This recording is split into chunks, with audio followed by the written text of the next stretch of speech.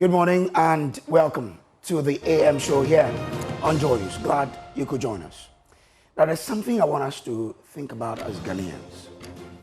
In the frontages of our houses, why do we always just plant grasses? It's good anyway, but have you realized that in some environments, it leaves just the road for pedestrians to use? So someone was talking to me yesterday and was asking, why can't we make walkways through those grasses for people to use, to jog in the morning, to walk through when they need to use the road but have to walk? Because in most circumstances, yesterday around some environments in Accra, you could see that we do grasses in front of our houses and we're only left to the road, and people have to struggle with vehicles for this small portion. And the person was telling me he's lost an ankle because of that situation. Can we probably have a rethink on this, the way we are beautifying the environment? When you do grasses, is good because it helps the environment, but can we do a walkway through that so that human beings can walk through on those walkways when they need be? I hope we'll start thinking about that and see how that can really help us. Well, this morning on Matters Arising, we are examining growing tensions between Parliament and the head of the Judiciary following the minority's decision to hold a press conference and boycott the Chief Justice's recent visit to the House. The minority says the move was a protest one against what it describes as judicial interference, while critics argue it may have been unnecessary and politically motivated. So was this a legitimate constitutional stand or simply much ado about nothing? We'll also turn our attention to Parliament itself as minority cautions the majority against rushing bills through the House. Should Ghanaians brace for more confrontations on the floor of Parliament, or is there still room for dialogue and restraint to preserve parliamentary order? Because the minority say this time around they will not be pushovers. They will not allow the majority to have their way because they want to use that to check the government and the minority itself. And later on, we'll bring you a conversation with Gabby Asare Otchere-Darko Esquire. You know, when we meet him, there's a lot we need to unpack because there's a lot at stake when he is on the seat. Now, on Matters Rising, helping us unpack these issues will be Wanda Mandilo. He's the development analyst and member of the NDC's communication team. Awal Mohammed is a member of the NPP's communication directorate and lecturer in political marketing at the University of Education, wherever Dr. Bernard Tutubuahine. Also representing Hobson Adoya is Director of Field Operations of the United Party. So those will be our guests on the news review this morning. It's now time for us to begin with the AM News, which will be presented by Denise Apoma-Ejay, followed by the AM Sports. My name is Samuel Kojo Brace, and I always do this with Mmefa Akusia Adeti. On behalf of our production team, the men and women who put this together, we say thank you for choosing us. Please do stay.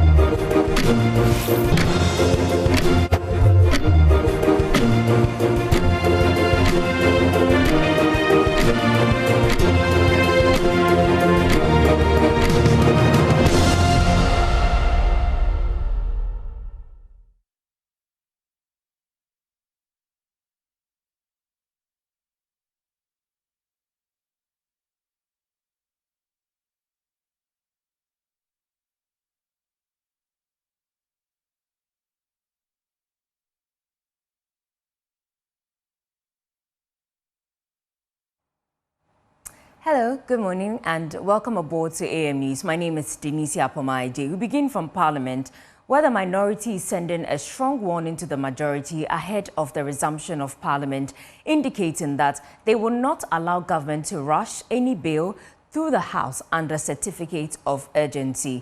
The caution comes as part of opposition's measures to escalating their duty of holding government to check. The minority leader Alexander Fenyumakin sent his caution during a media engagement in Parliament to account for the minority stewardship in and outside Parliament in holding the John Mahama administration and getting them to account in the last 1 year. James Aviji has more.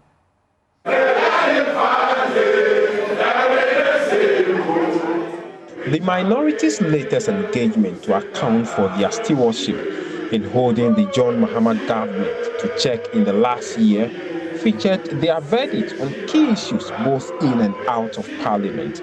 The first took on the Gold Board and the Bank of Ghana, describing the $214 million loss in the Gold for Reserve program in 2025 as a financial loss to the state.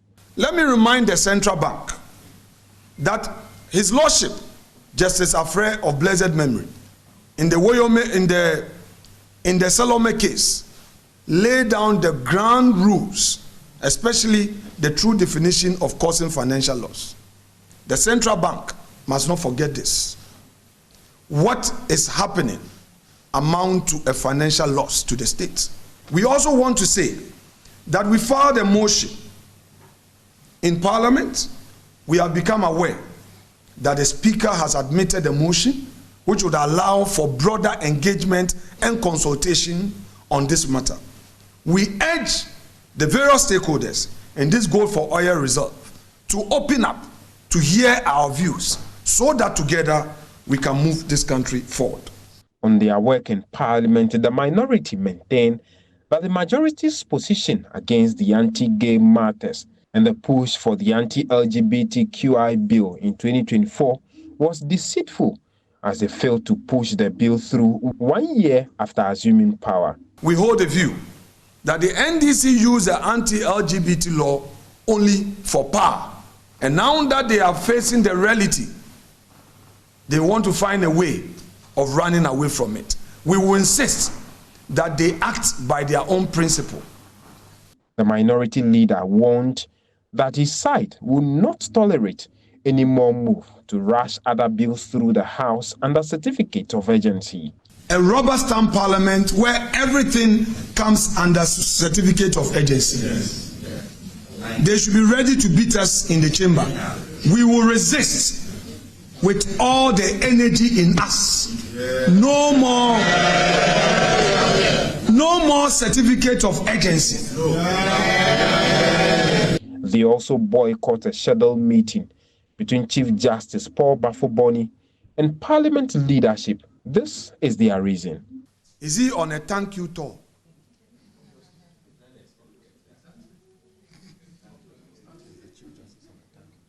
Is my Lord Bafo-Boni on a thank you tour, thanking the government for appointing him as a Chief Justice?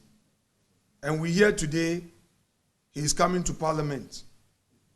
We, the minority, don't see him as a tolerant head of the judiciary, because members of the minority came under attack when we criticized the processes leading to his nomination. We will therefore not be part of his thank you tour. If he wants to engage us, our offices are open. He should come and engage us, and we'll let him know things that we find wrong. All eyes are on Alexander Penyumakin and his side of the House on what posture they will adopt in enforcing these threats as Parliament reconvenes in early February. James Savage, Parliament House, Accra.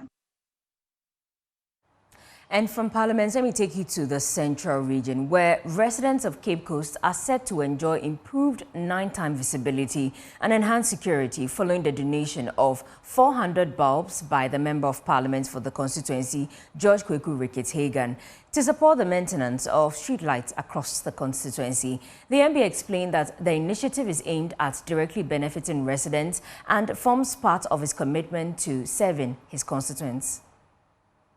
The gesture forms part of broader efforts to safeguard the well-being of residents while boosting economic activities within the constituency.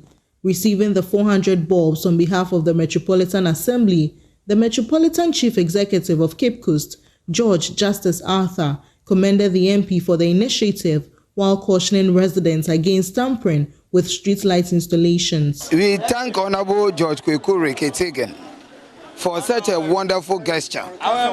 He has actually supported the metropolis, especially his constituent or constituency, with about 400 pieces of street lights. The aim is to lit Cape Coast and to lead the communities within Cape Coast South. So we thank him very much for what he has done. The challenge that we face has to do with some unscrupulous people always wish to temper our street lights by stealing the cables and other things. That's what they have been doing, the transformers and all that. So as a mayor, we have actually been collaborating effectively to make sure that we fix all these street lights in Cape Coast so that we will not see darkness in Cape Coast.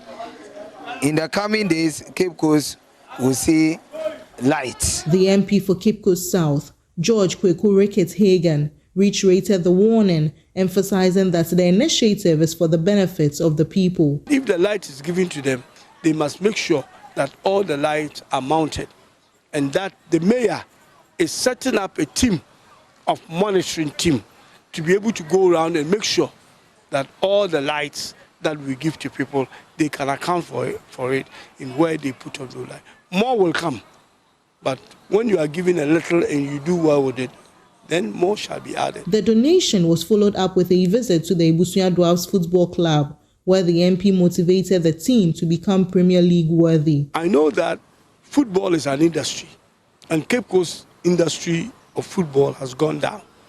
We have built one of the state-of-the-art stadiums in Ghana, which is the Cape Coast Sports Stadium, which we have. But we don't have a club here that plays at that level. So even footballers in Ghana, premier footballers in Ghana, don't get to play, because for a premier club in Ghana to play in our stadium, they must play a premier club. So not only is Dwarfs denied playing there, but premier footballers are also denied because we don't have a comparable club for them to come and play with. We have to change that dynamics. We are close. We have to push Dwarfs over the finishing line. From Cape Coast, Abigail Lisol Nkrumah reports for Joy News. Let's stay a while in the Central region because the African Footprint Foundation has commissioned a rehabilitation center in Cape Coast to provide specialized care for people living with stroke, dementia, Parkinson's disease, and other neurological conditions. The facility aims to promote awareness of physical therapy's role in recovery and improved quality of life, with the Danish ambassador to Ghana, Jacob Linov, announcing ongoing training for local personnel to ensure sustainable specialized care. African Footprints Foundation and its flagship African Footprints International collaborated with Denmark to commission a rehabilitation center in Cape Coast to provide specialized care for persons living with Parkinson's disease. Recognizing African music and dance as effective therapeutic tools, the founder of the African Footprints Foundation, Samuel Kweku Addison, explained that the center will also offer care and support for persons affected by stroke and dementia. I would say that anybody who is suffering from Parkinson's, when I started the idea for the rehabilitation center, I said that anybody suffering from Parkinson's will access it fully, and those who have stroke and other things. But those who have good health and would like to train to maintain or sustain their energy or whatever, then they could contribute to sustain the whole project. But I have been working in Denmark in the health and care department, and because of that, I have been able to understand what they need. And I use music and dance to reach them. And I got to know that the dementia respond very much to music. At least it helps them to get their condition better. Speaking at the event, the Danish ambassador to Ghana, His Excellency Jacob Linov, disclosed that experts have already begun training local personnel alongside more than 20 students to deliver specialized services at the facility. So there are actually quite a few things for this. This center in Green Hills in Cape Coast, it always is already now a center for cultural exchange between Denmark and Ghana. So today we have seen more than 20 young students coming out here. We have seen this group of young physiotherapist students who will stay here for several weeks to help educate and train locals who can then use the facilities here for local people in Cape Coast and neighboring area who suffer from different kinds of lifestyle diseases. So I hope the center here will be available for that. And then we also have here, we have Danish musicians who work with Ghanaian musicians. So we have this musical twist to healthcare where the happiness that comes from music also transfers to the happiness of our minds. Meanwhile, the head of the board of African Footprints Foundation in Denmark, Marge Morgensterne, noted that the project will not only raise awareness but also prioritize collaboration and capacity building. This project will create awareness. We will go out with some pop-ups in the villages and other places in Cape Coast and tell about it. And then people can come forward to this clinic and also to our collaboration with the teaching hospital and UCC. And get advices. So we have the students here, but we also collaborate with physiotherapists in Ghana. So we work together and we inspire each other and we will build up capacity. From Cape Coast, Abigail Lissel Nkrumah reports for Joy News.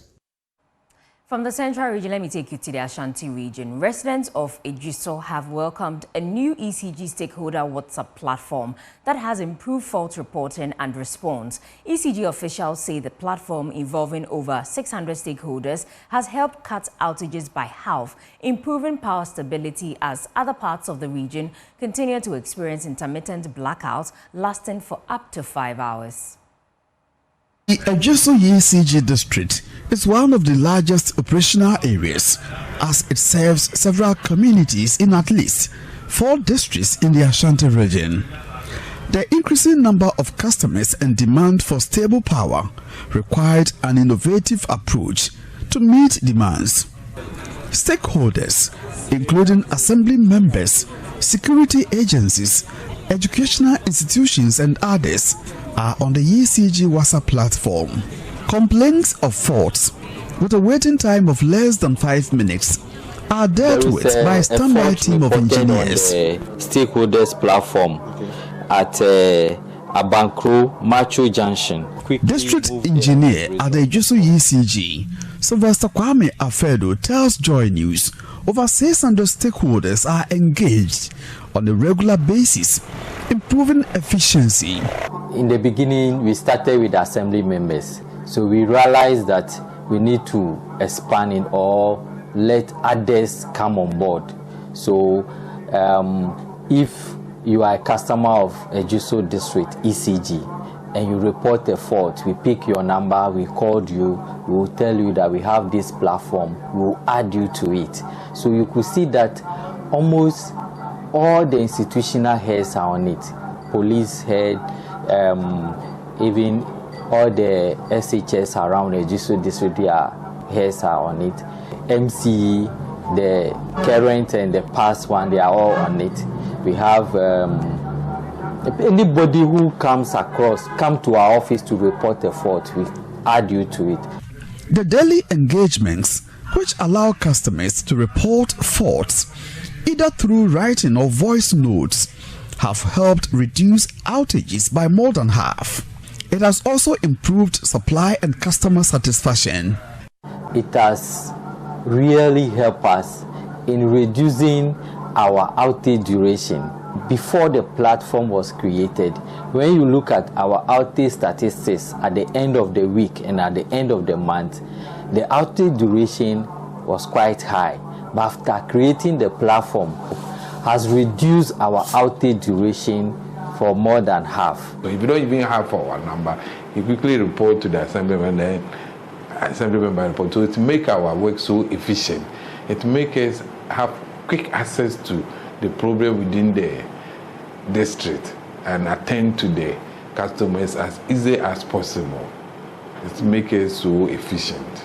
Electricity consumers have hailed what they say is a proactive move of the Ejoso ECG office. They attribute the stakeholder platform created about a year ago for reliable and stable power supply in the area. There was no one for you to speak to where there's a problem. You have to come to the office and report the issue. So when they added me to the platform, it has reduced the gap of communication between myself and that of ECG. So it has really helped me to get information even when there's going to be outages of power. We're able to get first-hand information before it happens. Problem be a beba me hua me frɛ wo mo no. In 5 minutes no more to omoka edru ho. E na me anso yesoro ho edwosoman ho. Light ne ta dundum rough. Nti ano so ebi a me dru na fie bi mu ho a problem asi a ene bi jawo me fa phone na me frɛ wo mo. Anase me ye audio eto so. While residents of Ejoso are celebrating ECG in the area, the situation is the opposite in Bomso, Aija, Tech Junction and Akatego. Intermittent power outages are more than common in these areas. Live back to call off. No ma, just off one, so be from sana ya baby. And the bed be a baby 3 hours, 2 hours from my baby. Her lighting system need dear and near crack. And you know because I report to Eddie Achreno. A mayor muton so in sua light ya no mudi tomu so near dumno. Near Dintama market crano and near crack. Yes, Rama, your fridge in your say. Yes, Rama, you see the form, Omuncho many measure take top high and from my pan. Omudumuna, it's needing more than 5 hours. While residents in Ejoso enjoy a reliable power supply, their counterparts in Bomso and its environs say a critical intervention is required to improve their situation. From Kumasi, for Joy News, Parliamentary reporting. Now, a Council of State member has supported the Ebri Girls Association project in honor of the role the school has played in Ghana's education. Speaking at the commissioning ceremony of the Aoga 1976 Legacy Project at the forecourt of the Ebri Girls School, a member of the Council of State in the Volta region, Gabriel Tanko, said supporting one of the school's projects is an investment in serving the country. There's more in the following report. Of the AOGA 1976 Legacy Project brought together key stakeholders, alumni and their counterpart schools, including member of the Council of State for the Volta region, Gabriel Tanko Kwamega Atuple. Delivering his keynote address, Mr. Kwamega Atuple emphasized the importance of supporting school infrastructure. I am particularly pleased to have supported this project. I did so because I believe strongly that education remains the foundation upon which our nation progress rests. When we support our schools in tangible ways, we are investing directly in leadership, discipline, and service to our country. Ebri Senior High School has played this role for generations. It deserves to be supported by those it has nurtured. President of the AOGA 1976 year group, Adlid Ano Akumi, expressed their hope to continue supporting the school to the best of their capacity. Our pensioners now, and we hope and pray that in the very near future we'll be able to do something. Maybe not to this magnitude. In fact, when we were 45 years, we presented 300 assembly halls chairs to the school. And after 50 years, we've done this. We pray that if God gives us good health and we get support from others, we'll be able to do something more for the school in our lifetime. The project, a new garage, will house the school's vehicles, an urgent need for the institution. The unveiling marks the silver jubilee of the 1976 year group.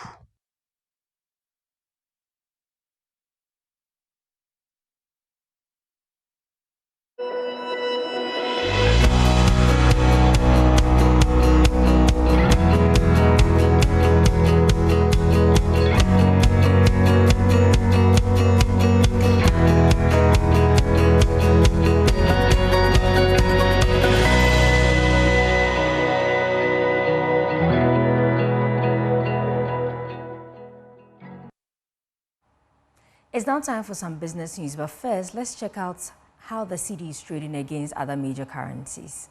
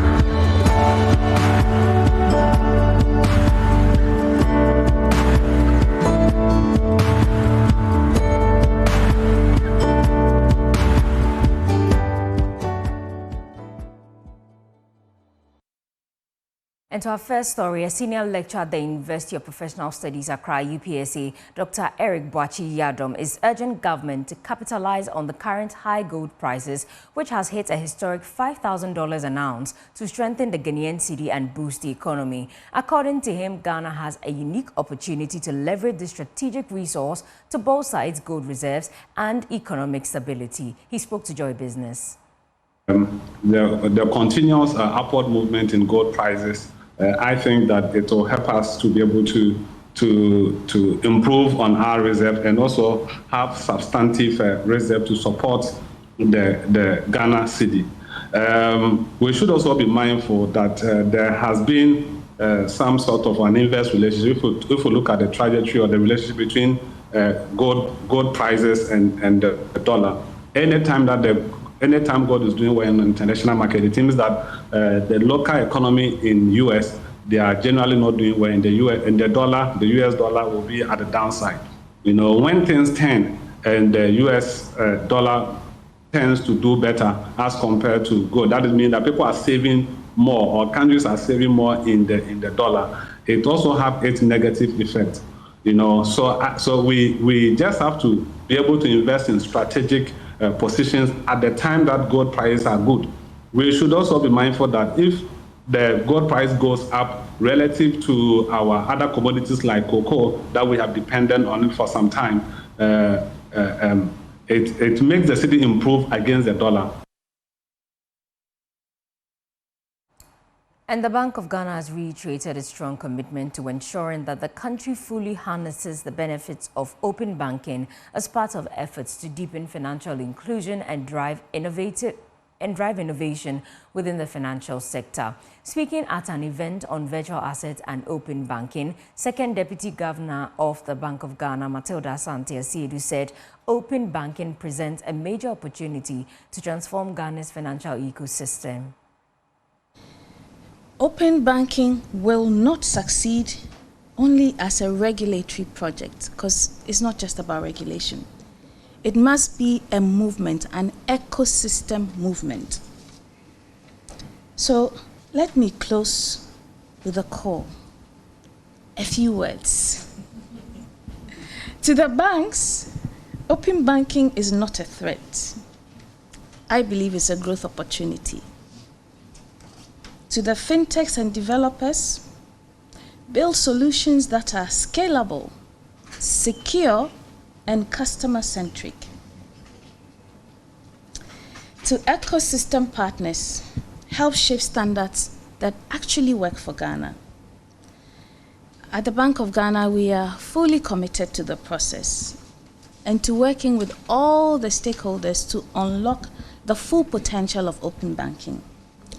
And I believe that together we can build a financial system that is more connected, more inclusive, more innovative.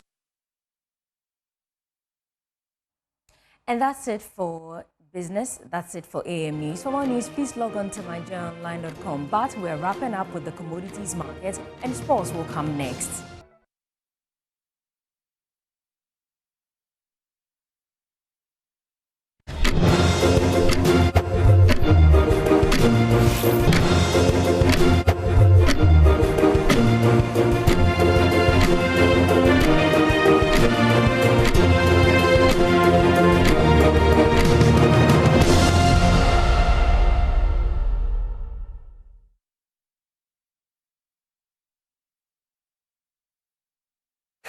We bring you sports now on the AM show with me, Muftau Nabila Abdullah. The Ghana Football Association have launched an under-15 regional championship, an initiative the football governing body believes serves as a pathway to unearthing young talents in the game. According to President Ket Okreku, the Ghana Football Association is committed to the development of football across the country. For the first time, young female footballers under the age of 15 now have a clear, accessible, and nationally coordinated pathway into elite football. Until today, when a young child, a young girl wants to play football, she must start from the National Division 1. So you see a 10-year-old girl, a 12-year-old girl playing against 25-year-old girls. That was crazy. But this league is about more than producing footballers. It's about shaping characters.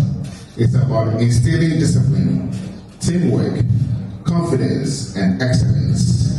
It's about empowering young girls to believe in your potential, not only as footballers, but as leaders, professionals, and role models in our society.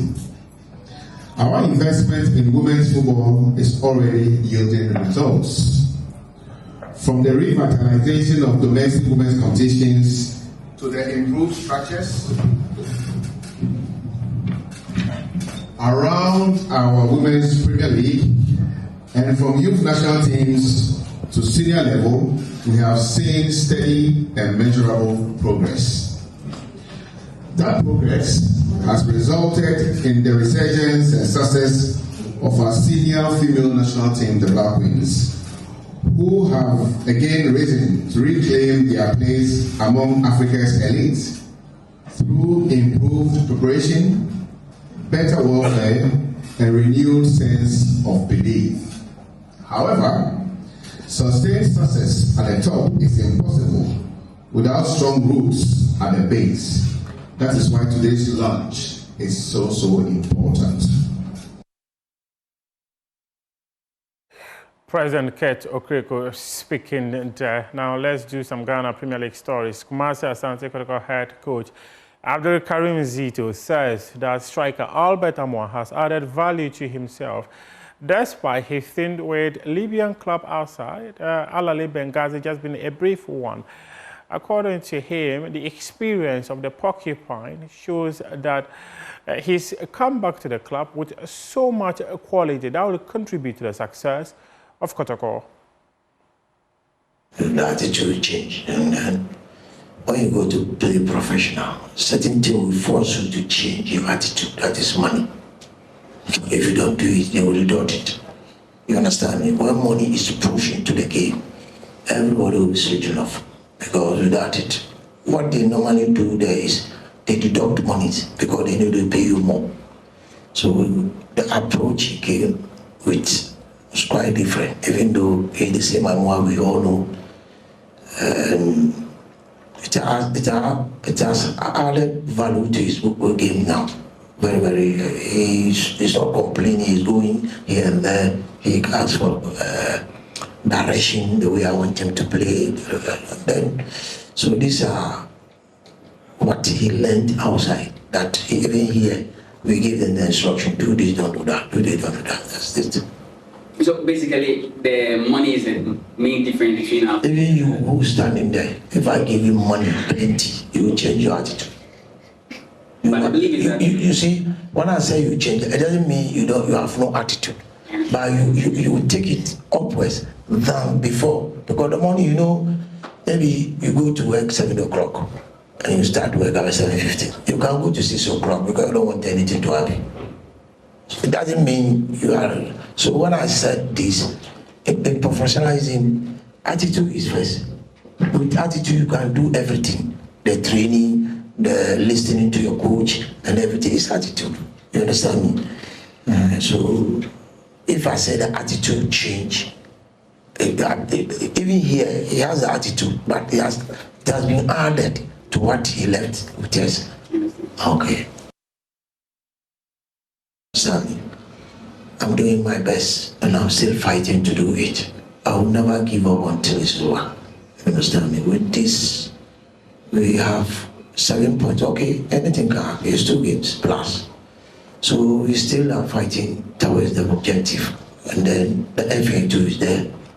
We are trying to go for it though. Even when I came, you remember, I said I'm going to fight till I saw I couldn't make it, and I gave up. But at the end of the day, we went for the FA. So we are okay. We're going to talk FIFA World Cup now, and just to let you know that if you want to experience the FIFA World Cup in USA, Mexico, and Canada, get in touch with Latina Travel and Tours for a package. The package is $3,990, and with that, you will be able to get your flight tickets, your tickets to all 3 matches Ghana would be playing, your accommodation, as well as exclusive business networking opportunities across all the host nations in this year's FIFA World Cup, which will be happening in USA, Mexico, and Canada. If you want to go through the US system with their visa, you will have to go through an interview process. But if you want to go through that of Canada, you will not have to go through an interview process. So get in touch with Latina Travel and Tour on 0244-260-789, 0244-260-789, or visit their office at Alisa Hotel, Northridge, and secure your spot right now to experience the FIFA World Cup. Meanwhile, former FIFA president Sepp Blatter has a message. He is advising football fans all over the world to boycott the FIFA World Cup for 2 reasons. One is the fact that the pricing for the FIFA World Cup is outrageous, according to him, and also to other countries that have been hit with visa bans by the USA. Well, some 4 countries that have qualified to participate in the FIFA World Cup, especially Senegal, Cote d'Ivoire, Cape Verde, and Algeria.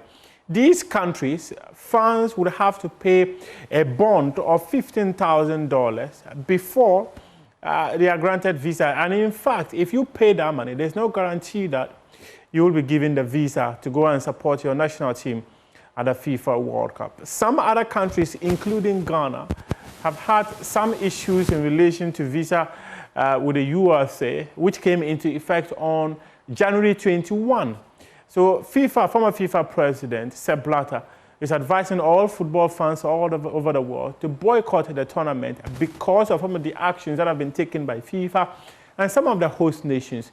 He even questioned why as many as 73 matches are going to be taking place in the USA alone, when the host for the tournament are 3 countries. And he believes that if fans decide to take action against FIFA, the World Football Governing Body will know that football fans is actually the reason why the competition is the way it is and prioritized by many people across the globe. He believes that the football tournament is for fans and not for a selected few who are rich and have got the resources to be able to patronize FIFA. And in fact, former UEFA president Michel Platini also accused Gianni Infantino of being someone who likes to move with rich people. Hence, he's playing to the gallery, which is the tune of some of the rich people in the world.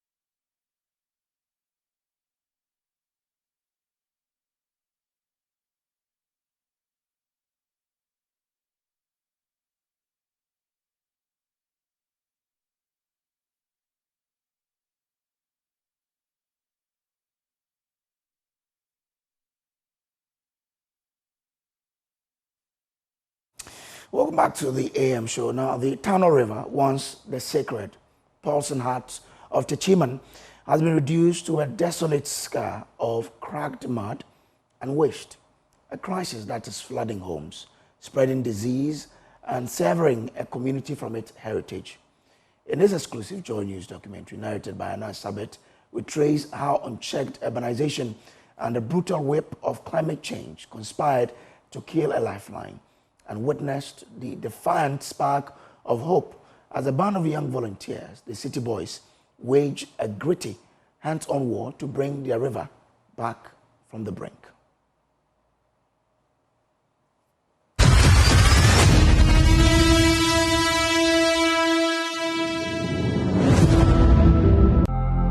This was what the end of a lifeline looks like.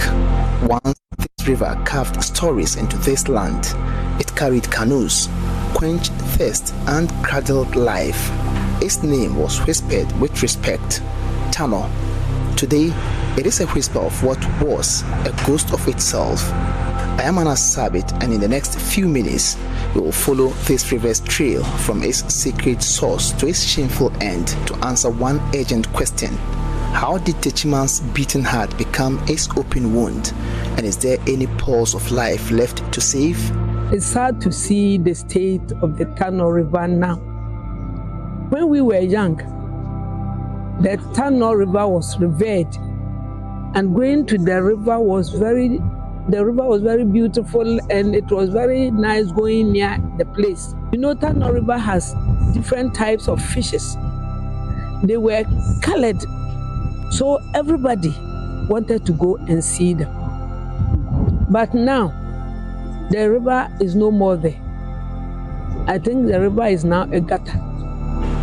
That transformation from queen to gutter is not a natural disaster.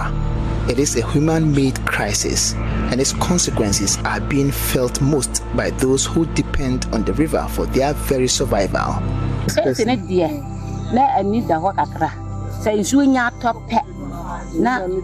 Na ewura na haban na politics mu mi ba bia politics mu kuro pofiri e begu so ya ba sa na e ba no wa no ma wonya ba bia enkwasa bi no. Assemblyman for Tanoso, Honorable Zakaria Mohammed, shares how the people here are suffering from this unsafe drinking water, with the community seeing a sharp rise in its typhoid, severe diarrhea illnesses, and cholera.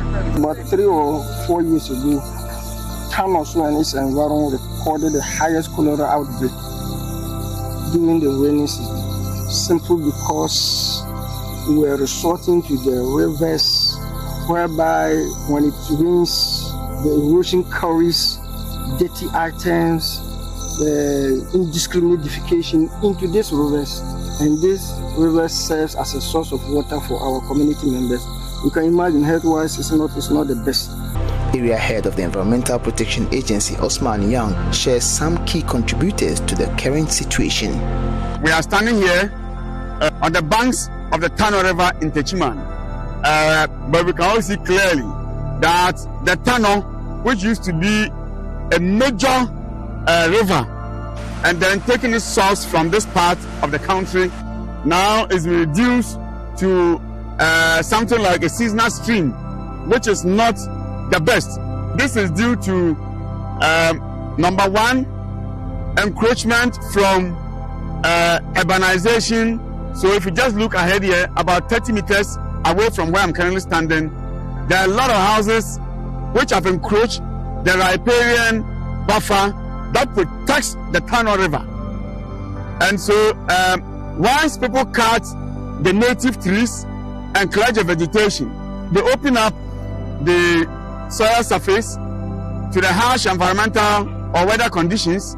Regional Environmental Health Officer Lamti Jan says the continuous contamination of the Tano River is a public health catastrophe in the making. If you look at the Tano, it's dammed and treated to supply potable water to the people of Techiman and its environment. So if we are found defecating at one end of it, then the institution, that is Ghana Water Company, requires more of resources to treat So we are urging those who have taken those bodies at their defecating site to desist from it. In the face of this colossal challenge, however, a new generation is refusing to surrender. They are the city boys, and they have declared that the fate of their city is inextricably linked to the fate of this river. Abdulhamid, popularly known as Ice Papa, is the leader of the group. We as selfless volunteers have taken upon ourselves that we will restore this Tano River to bring it back to life, to its normal shape, to its normal purpose, what it was usually meant for. So today we are here basically to give this place a very unique look. We want to bring the old Tano back again. We want to revive all these river sites. Abdulhamid says all the group needs is the support of those in authority, and the time to act is now. We are pleading to Nananom to come to our aid, and all the stakeholders, the minister, the MP, Honorable Matiaje Mensah, and the mayor, they should come together. People who also have Techiman in their heart, so that we can revive this river, this Tano River again. Anna Sabit, Joy News, Techiman. This story is brought to you by Joy News in partnership with CDKN Ghana, University of Ghana Center for Climate Change and Sustainability Studies, with funding from Claire R41 Opportunities Fund.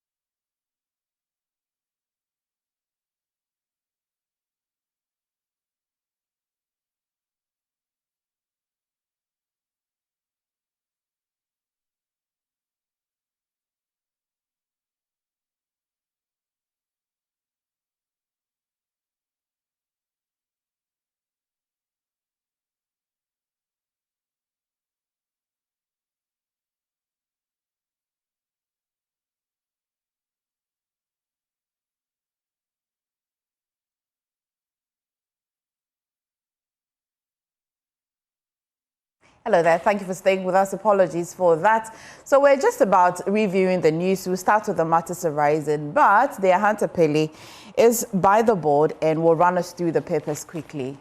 I love your outfit today. Thank you. I love yours too. Thank you. What material is this? It's called tweed. Tweed. Yeah. It's tweeded fabric. Tweeded fabric. Yeah. You know, the latest fashion is like a reincarnation of the olden days. Absolutely. That is only very kotokono. Yes, I also. Yes, I also get away and to say, what's it? Anyway, what's happening in front of the papers? Let's start with the daily graphic. Now, this is quite an interesting story, my friend. Metromass spare parts stuck at the port for 2 years. Oh dear. And according to the MD, it is the reason why, the Metromass is having these operational challenges, because they were imported by the Dutch manufacturer VDL 2 years ago, but they never got cleared. Well, details of that are on page 13 of the daily graphic. Again, this is quite sad and something that must prick our attention and all of us to start reflecting. But I wonder why year in, year out, we talk about this, but nothing keeps changing. Road crashes killed 2,949 last year, highest in 35 years. 63,599 died since 1991, according to the Road Safety Authority. Wow. This is the highest in what, 35 years, 2,949, almost 3,000 deaths in a single year through road crashes. That's high. Yeah. And you wonder why every year we talk about it, but nothing seems to change. And first, yesterday I met a man who said, why are we not talking about how individuals build and do gardens in front of their houses, which is good, but it only leaves the road for pedestrians and vehicles. So yesterday on my way back, around the airport area, I monitored something. So in front of houses, there are gardens, but on the roads, there are no pedestrian walks. So the people would have to struggle off with the vehicles on that road. So his suggestion is, why don't we even put walkways through those gardens? Okay. So the gardens are there, but we can have this pavement, slim one in there, so that people can walk. So they stay away from the roads. real shoulders of the road. Because he says, I've lost an ankle through that. Mind you, this 2,949, some of them may be in there. Anyway, let's see how that goes. Now, 211,849 delegates to elect MPP flag bearer. Party promises free, fair polls. So our friend there, his party is going to post this Saturday to elect a flag bearer. Let's see how that goes. Also, First Sky Group commissions phase 1, the Yendi solar plant in March. And back page of the Daily Graphic, Kolebu receives medical equipment from Newmont. Steel industry assures government of stable supply and prices. Daily Guide now, NPP, NDC, EC sued over electoral systems. And I'm happy about this. But if this succeeds, it will really deal with monetization in politics. Because the argument is that why not allow each paid up member of the party vote in the primaries? Come again on that. That each paid up member, if you're a member of the party in good standing, the argument, the petitioners, the argument is that you have to be allowed to take part in primaries. Okay. So, for example, in the MPP, so every MPP member would have voted in the presidential. So, who are you going to pay?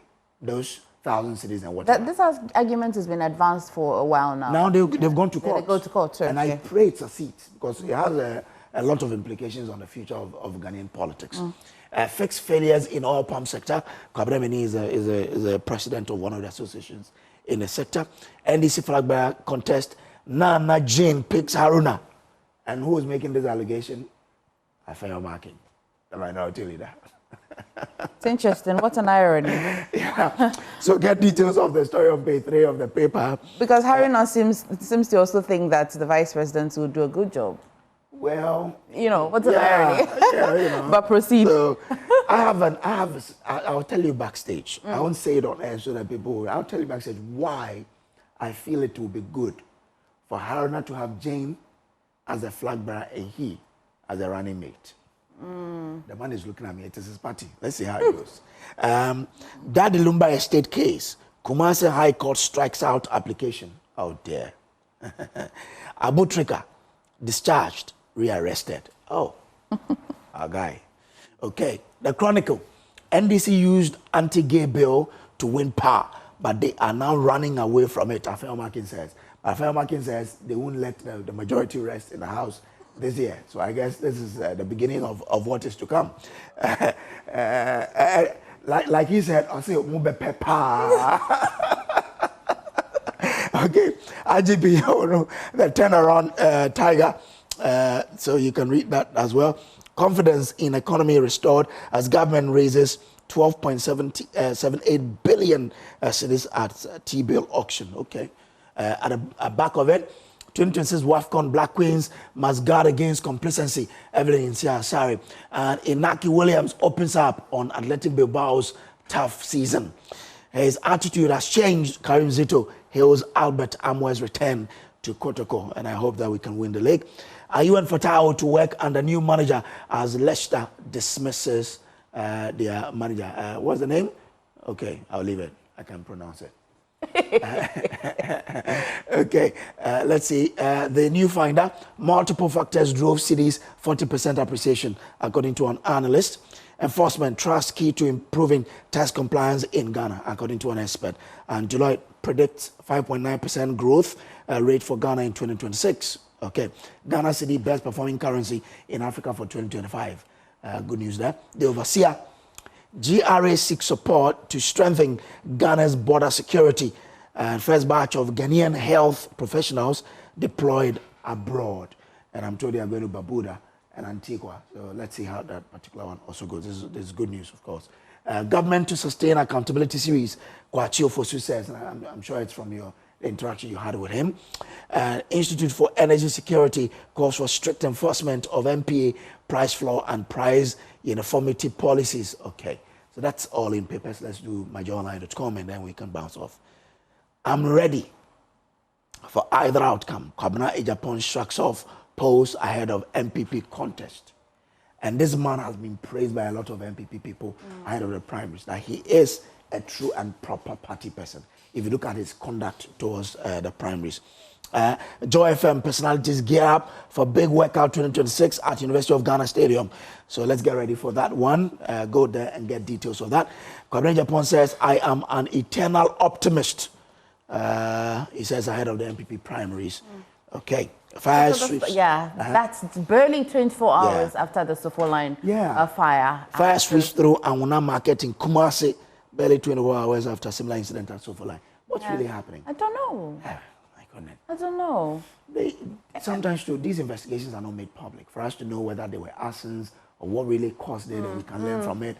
We keep reporting this every year. And unless it's triggered by an RTI. Yesterday, some of your guests also mentioned a few things that the Ghana National Fire Service could do, at least, so we keep results. Anyway, let's see. Sad to hear, really sad to hear. I leave it to your guests. These guests are quite calm. So they are quite calm. Well, let the audience decide. I'm going to just introduce them. Okay. I don't know how you arrive at that conclusion, but for Dr. Bernard Tutu Bwahini, I do not think the other three are calm. Oh, really? I don't. I don't at all. Oh. So this the guy's a wonder. Anyway, we've got Dr. Bernard Tutu Bwahini. He is lecturer of political marketing, University of Education in Winneba. And as well, we're joined by Hobson Adoye, Director, Field Operations, United Party, Awal Mohammed, member of the NPP Communications Directorate, and Wanda Madilo is a development analyst and as well part of the NDC Communication Directorate as well. Gentlemen, thank you so much for joining us this morning. Thank you. Good morning. For having us. Awal has the brightest smile. Something up your sleeve?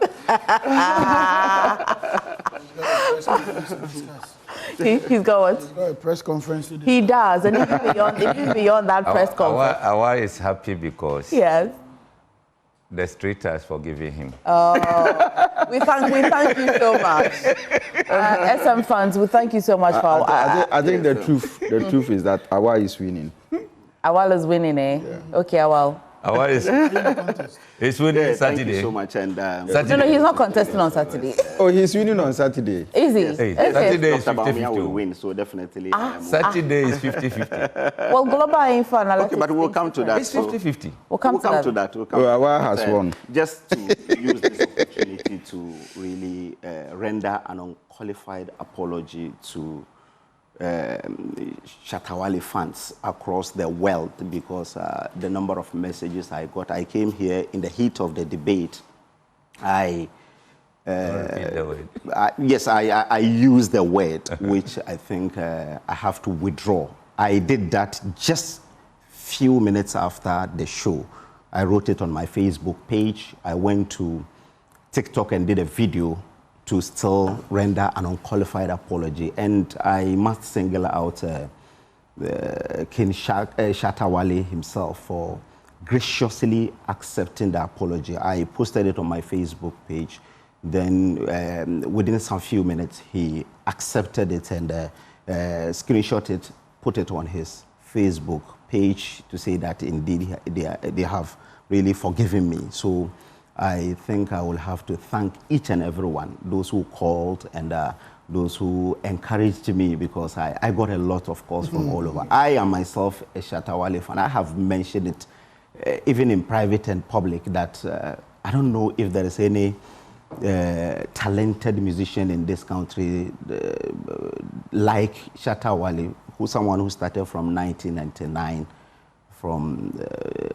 and up to now he's still I hope you end up next week apologizing to another group of fans. No. I'm saying that, yes, I am his fan. Okay. And from the bandana days, that's what I'm saying, from the bandana days of 1999 up to today, and he's still on top.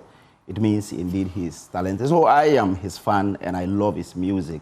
But unfortunately, that word came in the heat of the debate, not necessarily something that I sat down to even say it in the course of my submission. Okay. So I am really sorry for what had happened, and it will not happen again. Oh, yes. They're forgiving you. Yes. On to matters arising this morning. Yesterday, you must have followed that presser by the minority, led by the minority leader, Alexander Appiah-Markin, and top of it will be that they boycotted the visit by the Chief Justice yesterday. Now, the question we've been asking is it much ado about nothing? A lot of things as well. They have also sounded a few cautions. But if you missed it, here's what he had to say yesterday. Justice Afre of blessed memory, in the Salome case, lay down the ground rules, especially the true definition of causing financial loss. The central bank must not forget this. What is happening amount to a financial loss to the state. We also want to say that we filed a motion in Parliament. We have become aware that the Speaker has admitted the motion, which would allow for broader engagement and consultation on this matter. We urge the various stakeholders in this Gold for Oil Reserve to open up, to hear our views, so that together we can move this country forward. On their work in Parliament, the minority maintained that the majority's position against the anti-gay matters and the push for the anti-LGBTQI bill in 2024 was deceitful, as they failed to push the bill through 1 year after assuming power. We hold the view that the NDC used the anti-LGBT law only for power. And now that they are facing the reality, they want to find a way of running away from it. We will insist that they act by their own principle. The minority leader warned that his side will not tolerate any more move to rush other bills through the House under certificate of urgency. A rubber stamp parliament where everything comes under certificate of urgency. Yes. They should be ready to beat us in the chamber. We will resist with all the energy in us. No more certificate of urgency. They also boycott a scheduled meeting between Chief Justice Paul Bafo-Boni and Parliament leadership. This is their reason. Is he on a thank you tour?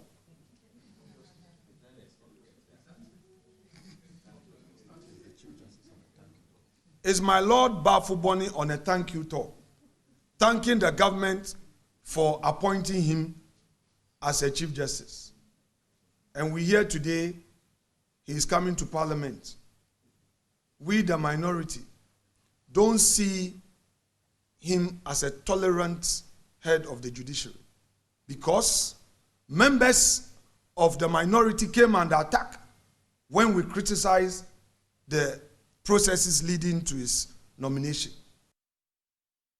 So the minority leader has been asking, is he on a thank you tour? What do you think as well? Let me start with Mr. Asare. Thank you for joining us once again. So you followed everything he said yesterday. Yeah. A few making a tougher ground. The question whether the Chief Justice really needed to go visit these institutions.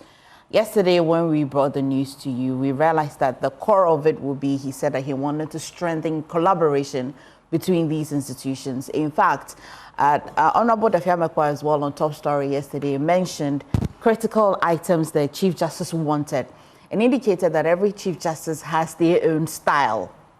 So, do you agree with him, or do you want to answer the question of whether he's on a thank you tour? Okay, thank you. Let me also greet our viewers. First and foremost, we have 3 arms of government. So if one arm of government, the leader can, visit other institutions, and there's no problem. What is the problem when others also do the same? So asking whether Chief Justice is on thank you tour is neither here nor there. It's unfortunate that they boycotted that visit. The behavior of minority is becoming unbecoming. We don't need this attitude. Are you getting it? This is a time for nation building. I insist always.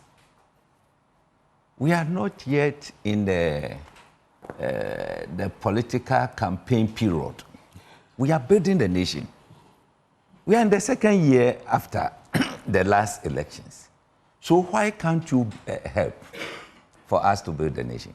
All those things that they were doing, I would term it as a diversionary tactics ahead of the Saturday's program. How so? Oh yeah, you know, things that are coming out, and accusation, counter-accusations, and the rest, insult, all those kind of things.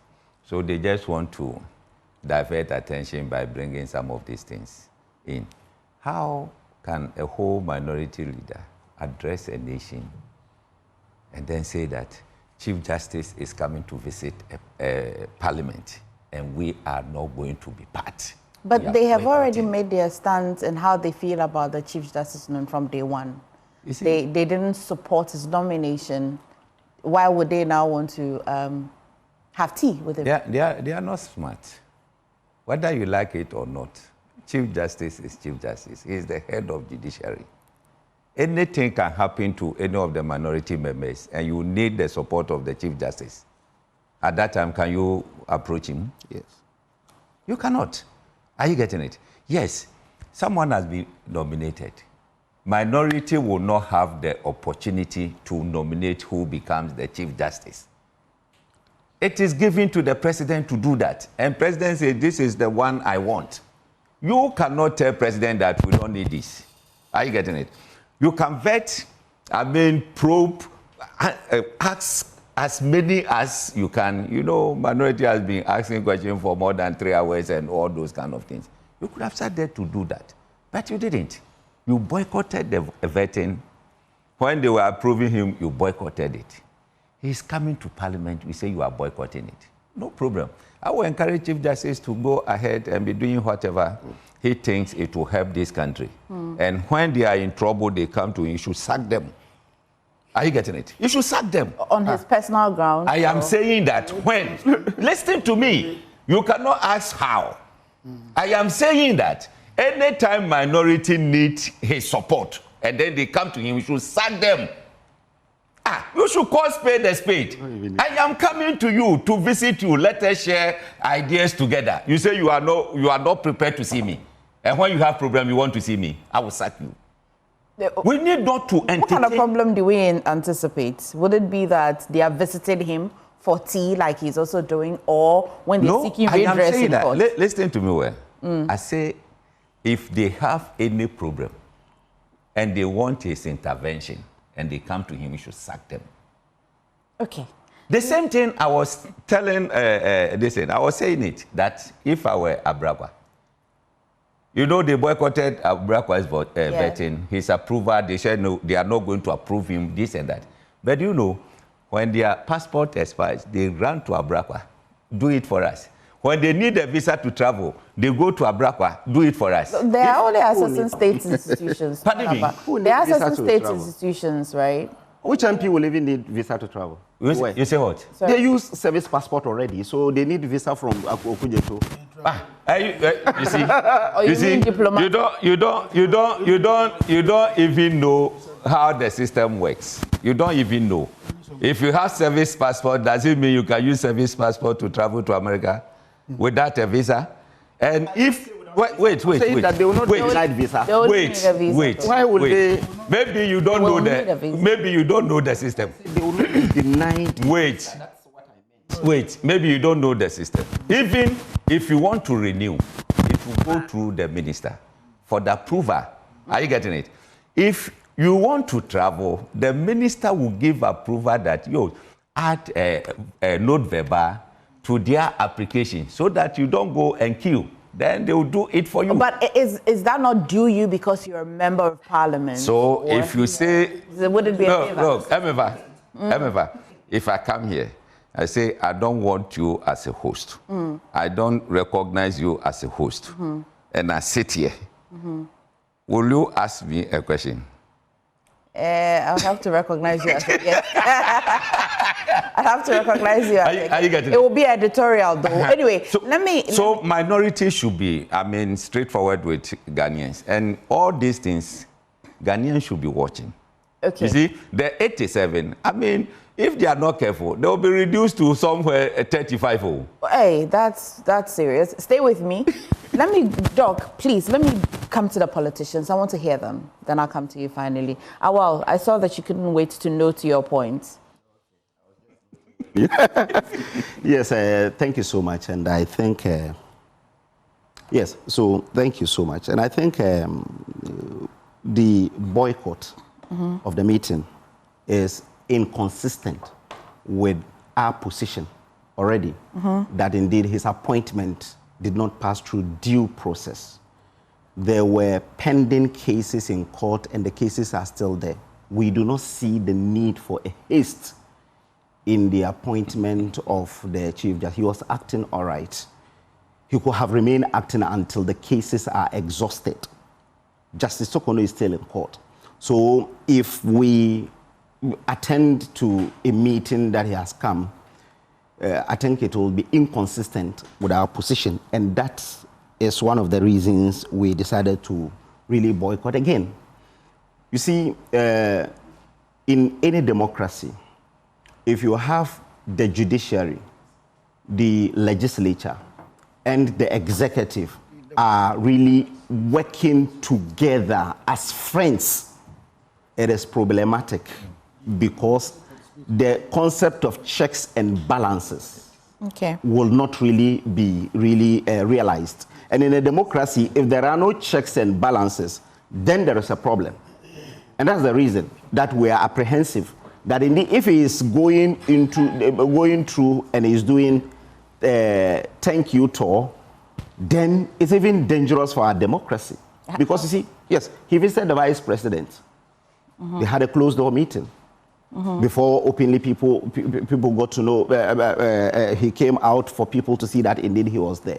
What I mean is that when you have the judiciary, the executive, and the legislature who are really working as friends, it becomes a problem. The concept of checks and balances may not arise. What's your measurement of being friends? That we see each other and it's in public, or? You see, do we know what he is going to do there? That's very important. Well, at least that's because this is the first time. At least for Parliament, we're told that he has a few needs for the judiciary administratively. And thought that for budget constraints, it's important that he deals with the Speaker. Okay, so to facilitate things that will make his work easy. Well, that's what we heard. But when he went to the prisons, nobody had any problem with that. We didn't have any problem with that because we felt that this is an institution that they work hand in hand. You understand? In Parliament, Parliament had occasions that they had disagreements with even rulings from the judiciary and so on. So now, if you go and you are very close and you are friends to the Parliament, the heads of Parliament and so on, we suspect that indeed there could be some pulling of strings and so on. Okay. So we believe that to uphold our democratic credentials as a democratic state, the best thing is that stay on your lane and do your work as the law dictates, so that at least the concept of checks and balances will also be there. All we know in this country is that the legislature and the executive are from the same political party.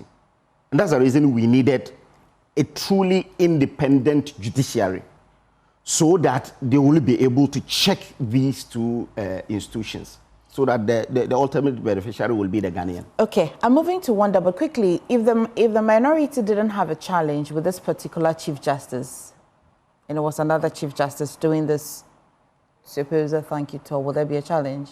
Would you have a reason to now have a microscope on checks and balances of these three arms of government? Yes, that's why I didn't mention one reason as the reason the minority said that day. I was at the press conference yesterday. I visited the Parliament. I was part of the audience. And so I'm saying that, yes, it's inconsistent with our resolve that indeed he was not appointed the right way. That's why we even boycotted the entire process. Apart from that, as a student of politics and history, the best thing is that if two of the organs are friends already and they are from the same stock, if you have the third one joining, it becomes dangerous in a country where within this period you have the suppression of minority voices. What does same stock mean? They're from the same stock? They are from NDC. They are all NDC members. Who? The head of judiciary, the head of executive, and the head of the legislature. So there will be some exertion of control, and we've seen a lot of them. For instance, this one, it was the head of the judiciary and the head of legislature. Before that, the head of judiciary has visited the head of executive. Okay, so you are talking about, I want to know what you mean by same stock. Who and who? I said that Alban Bagbin is NDC. President Mahama is NDC. Okay. So the two, we have three organs of state. The three organs of state, they are supposed to work in the concept of separation of powers. That's why I said their powers are separate and they are supposed to work independently of each other. You're clear on that? Yes, I want clarity on. So I said that now the executive cannot check the judiciary because they are in the same, the executive, the legislature, because they are from the same stock. And there is always the tendency of the executive overriding what the legislature had done. Okay. And we've seen a lot of them. Okay, thanks for now, if you have a judiciary also joining the two, it portends danger for our democracy. That's what I mean. How do they join the two? They become also from the same stock? Just clarity. Do you hear my question, though? Yes. You understand my question? I'm saying that we already have that suspicion. That suspicion. Okay. That indeed he was appointed to come and do the work of the... You are done with yours. I'm saying that we already have a suspicion that he was appointed to come and do the bidding of his people. Okay. So now he is lending credence to that because this is the first time a Chief Justice is visiting the executive. This is the first time he's visiting the legislature. And we are seeing that there can be some collusion. Okay. That's what we meant. I think that is clarity to your points then. No, I wanted you to ask. When President Akufo-Addo was president, Mike Okoye was Speaker of Parliament, and then Madame Sophia Akufo was the head of Judiciary. Yes. Were they conniving? No. That's they why were not. She had never visited any of them. Who told you that? Who told you? Have you ever heard any? Because it was not published. But you see, this is public. And this is what we are discussing right now. It's a public issue. Exactly, it's a public issue. That's what we're discussing. Whether I am your friend from here, people would not know. So based on your logic, and it's unfortunate I have to make an intro this way. Based on his logic, you prefer a transparent government that has put out an information that the Chief Justice is visiting another arm of government. Don't forget, even at the Supreme Court, no single judge sits on the case. Where from this warped logic from the MPP? Oh. Why? The Chief Justice now take the decision for the whole of the judiciary? Is that where we have gotten to? Well, if he empanels, is that not him taking decision? Say that again. If he empanels those who sit on a case. So you are telling me that the justices of the Supreme Court are so gullible that one man empanels them and decides what they decide? Is that what we have gotten to? We're saying that doesn't matter at all? Come again? Doesn't matter at all? Does it play any role at all? It doesn't play any role. These are independent-minded judges. We even have people who are writing dissenting opinion. And everybody's allowed to write their opinion. Yeah. What is that the concept of separation of powers? Is that where we have gotten to? That we should be fighting, then it's called separation of powers? We should be at loggerheads, then it's called separation of powers? We should be exchanging blows, then it's called separation of powers? And that because the Chief Justice decides to visit Parliament. And you know what they are forgetting? When the Chief Justice went to Parliament, he made two suggestions. He said, look, we need special courts. Now, who is in the best position to enact a law that will bring up a special court? Is the legislature. He said, we need special court that will tackle galamsey. We need special court that will tackle PAC. That is the Public Accounts Committee's findings. But he said a few of these things already. He didn't have to go to Parliament again. You see, it is low when we get to that level that he didn't need to go. Now, how do we get people to do or say or understand what your values are? Unless you engage them. You can write them. And the Constitution allows for engagement. What's wrong if the Chief Justice engages Parliament? What's wrong? I mean, what's the crime? Is it because others have happened behind closed doors, we didn't hear of it? That's why? Is that where we have gotten to? On the 12th of June, 2023, when Akufo-Addo was swearing in Justice Tokono, listen to what he said.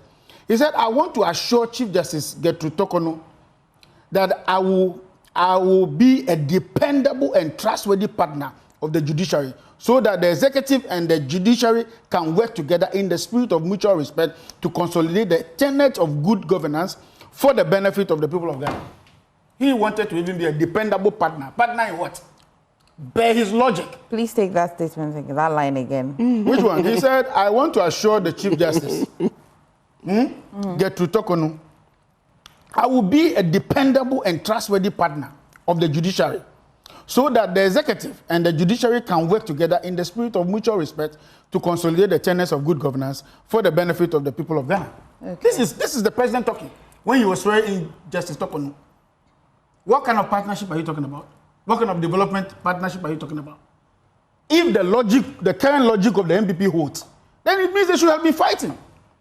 But this is your president outgone, saying that he wanted to be a dependable partner to the judiciary. How did we get this low? This is not the kind of opposition we got in the past. We thought that opposition meant alternative views. We thought that it meant offering other platforms for development. We thought that it meant partnership. We thought that it meant good governance. We thought that it meant listening to the people and doing as it is. Not this kind of logic that has to do only with the interest of the warped interest of the MPP. If the MPP had anything better to offer this country, they wouldn't have seen the kind of humiliating defeat they had seen. It is this conduct, this shallow conduct, this shallow, reasoning when it comes to issues of governance that has gotten them to this level. And they don't even seem to wake up from the reality that they have failed this country so woefully. You hear all kinds of things. That press conference was with litany of lies, litany of, tantrums, throwing all kinds of, because it's not the MPP in power, so everything is useless.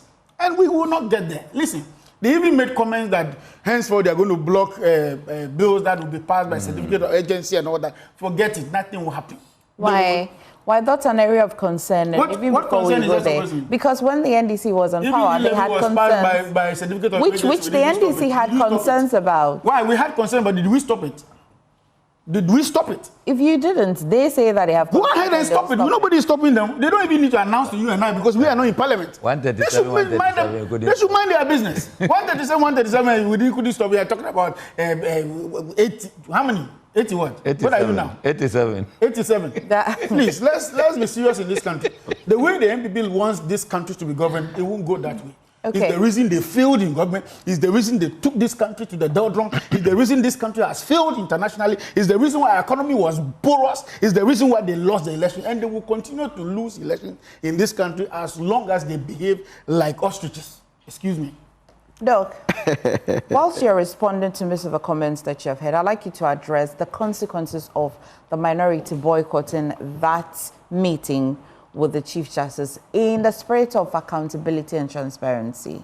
Because you say that, well, you don't, let me just use the word trust. You don't trust the head of the judiciary, but you're not part of that meeting to at least even engage, to hear or see. You boycott it completely, and you leave half of the Ghanaians who are trusting you to want to hear and take decisions for us. How do we analyze this after you have addressed all of their concerns? All right, let me say good morning to all of us on the panel. Good morning to our viewers, as well as my constituency back at University of Education, Winneba, all UTAG, UW members, special greetings to you. I don't actually subscribe, the honest truth is that I don't really subscribe to boycotts, especially when it has to do with parliamentary, issues. And my reason is this, that you have been entrusted, by your constituency to represent them, to speak on their behalf in Parliament and to promulgate, laws that will move this country into, that developmental spaces. And so when there is an issue on the floor of Parliament, as far as I am concerned, no matter your concerns and everything, you still must, play your parts and contribute to the debates in Parliament. But like I was said, the MPP actually has indicated their, mistrust for the current Chief Justice based on, the previous happenings with regards to Tokonu's case. I want to believe that, yes, in as much as, that decision did not come, in good taste for the MPP. And I have always argued against that particular, article within our constitution, the Article 146. I think I'm correct, right? Yeah. Okay. That, the president would use it, whether to his favor or in the favor of the whole country, or probably use it, to express his dissatisfaction and all that.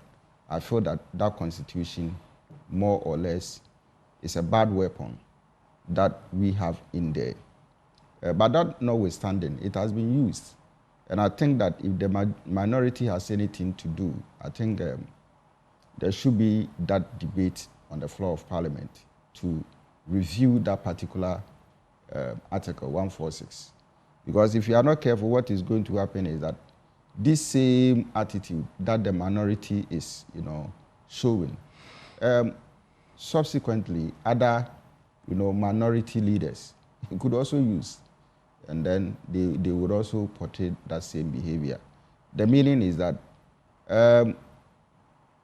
it is not going to be something that what we witnessed or what we are witnessing and the use of this particular Article 146 will not stop. It wouldn't stop. It will be a weapon for vengeance, all right? And so it will not stop. So what if one day one party is in power and the other is in opposition, and the same article is used, it will repeat itself. Now, for me, I think that we need to address whether the visit of the Chief Justice was very important or was important or not. To me, yes, it was important. The three earlier speakers have all indicated that, he went there, to interact and then also to make certain proposals to Parliament. And when you check the commentaries and all that, obviously one key thing comes out. The fact that we have three arms of government, isn't it? It's just like, in the village, we call it buchia. Okay, that is the traditional stove that was used in cooking. Three. When one is broken, the other two cannot support your cooking utensil. So you can't cook. But Doc, are they meant to support each other? They're meant to check each other. Oh, it's very important. In as much as you are checking, you are also providing guidance. You are also collaborating. You are offering advice where it is needed. And you see, I think that the whole description about separation of powers is misconstrued to me in the sense that if you are saying that the president and the executive should work separately, all right, from the functions of the judiciary and the legislature, what kind of synergy are we going to get? All right, but when they come together, for instance, if President Mahama and the executive needs to take a very certain decisions which has legal implications, do you think that President Mahama, who is not a lawyer, can take without getting proper advice from the Chief Justice or the Attorney General? It can't work like that. It can't work. So that's where the collaboration comes in. You understand? We know that the legislative wing of government also deals with laws. Is that not the case? Yes. And they formulate laws, and then those laws are implemented by who? The judiciary. Judiciary. Isn't it? So how can the two wings work separately or work in isolation? It is not possible. One is implementing, one is promulgating. The interpretation belongs to one, isn't it?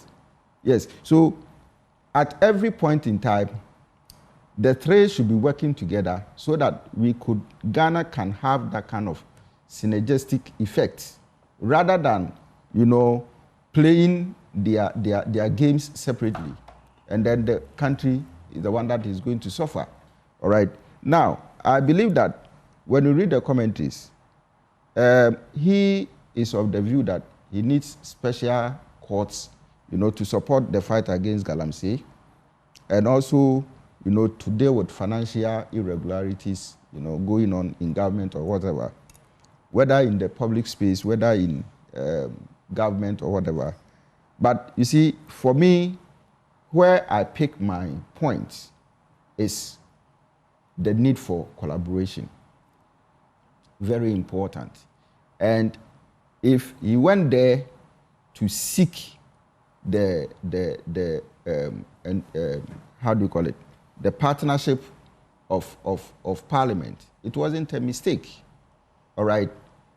Now, what I think that the minority should understand is that, Bob Marley made this philosophical, statement in his song. Bob Marley? Yes. Hey, Doc. Okay. Oh, yes. I'm a reggae fan. And yes, you don't have locks. Not even yet. No. Okay, go on, Doc. So he says that he who fights and runs away lives to fight another day. Okay. So for me, yes, the NDC has the majority in Parliament. That's fine. Okay, but let your voices be heard. Let your contributions be heard. This is to the minority. Yes. Let your debates have that kind of solid footing, all right, that anyone that listens to you know that, yes, you've made brilliant submissions.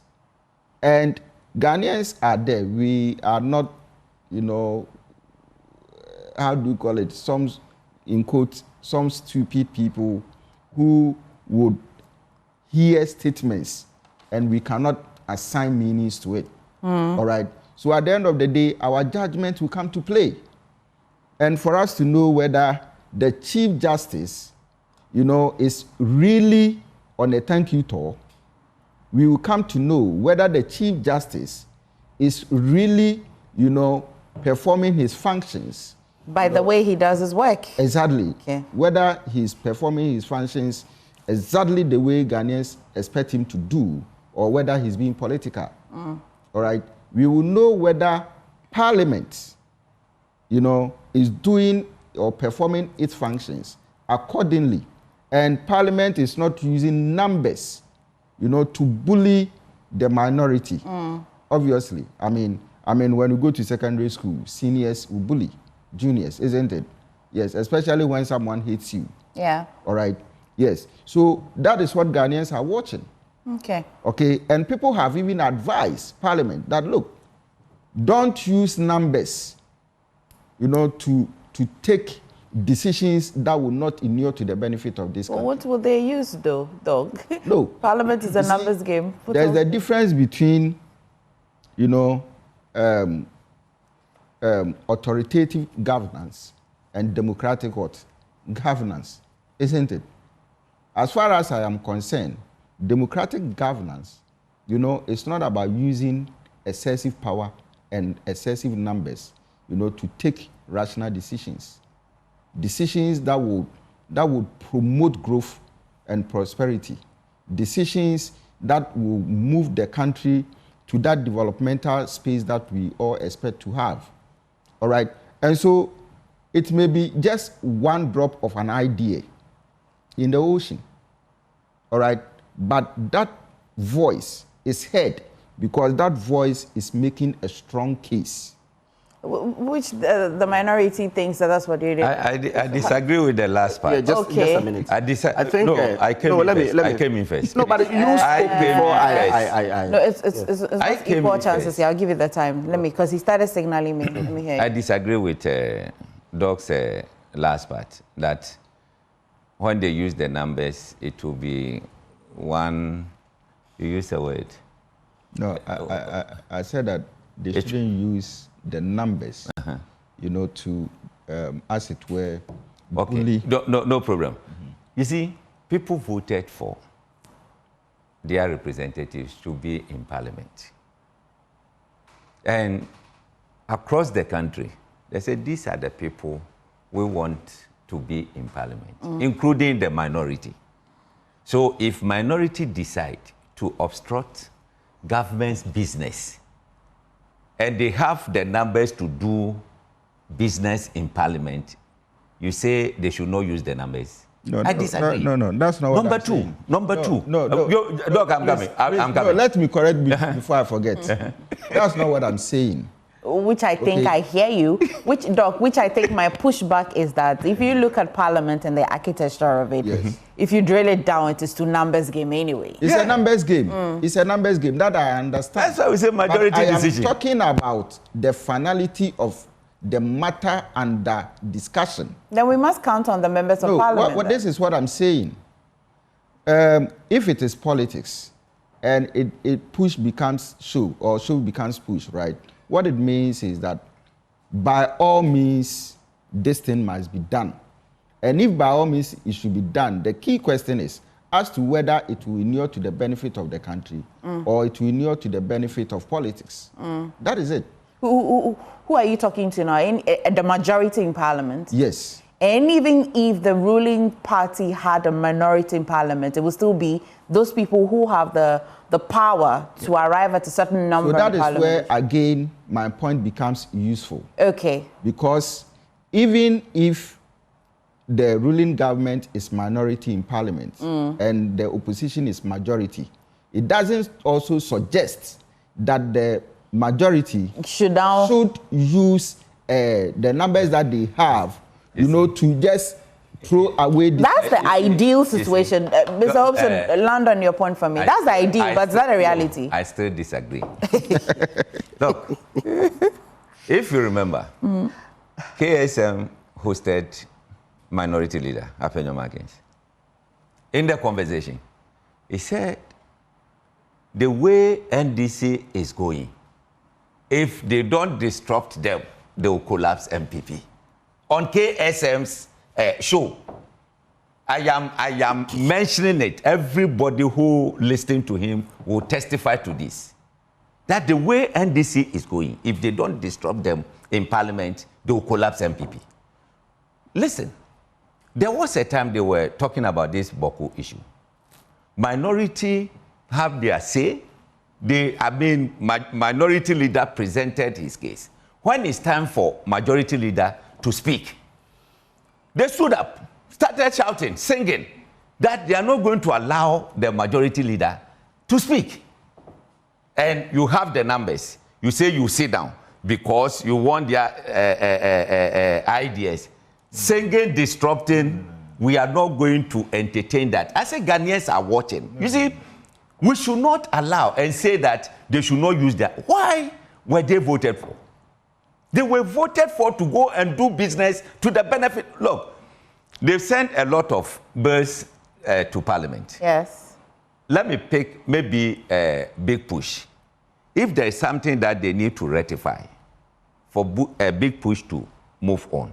And then Minority says, no, we are not going to allow. We are not going to allow any certificate of what and what. Look, they will use the numbers to pass it. Okay, so... For the numbers, if NDC failed to use it, Ghanaians will vote against them. They gave you that mandate to be able to run affairs. I will respond, and then we'll deal with this when we get to the stalwarts who are headed to courts to want to change the concept. That's right. You know, because it will find expression in this. So it matters who goes to Parliament. That's right. To be able to achieve what Dr. Boahene is saying, because she must now understand the purpose of that bill that's been introduced. For you to know that, well, we have the numbers, but will it benefit the people?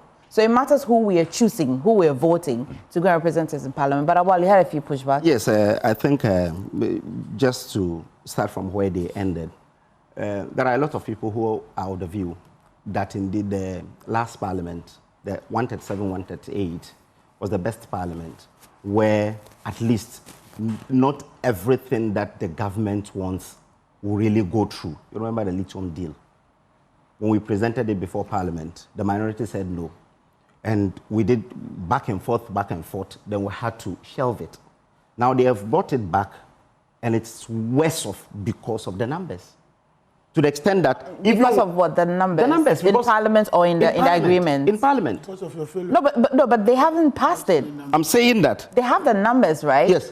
The lithium deal came back. They could have used their numbers to push it. No, because of what we raised, the issues we raised, that drew the attention of civil society. That was why they said they will even have to withdraw and do a broader consultation. To be fair. So that's why I'm saying that. When they wanted to pass e-levy, to be fair, civil society, yes, although many people, in fact, nearly half of the country, or more than half of the country, pushed back, but it still went through.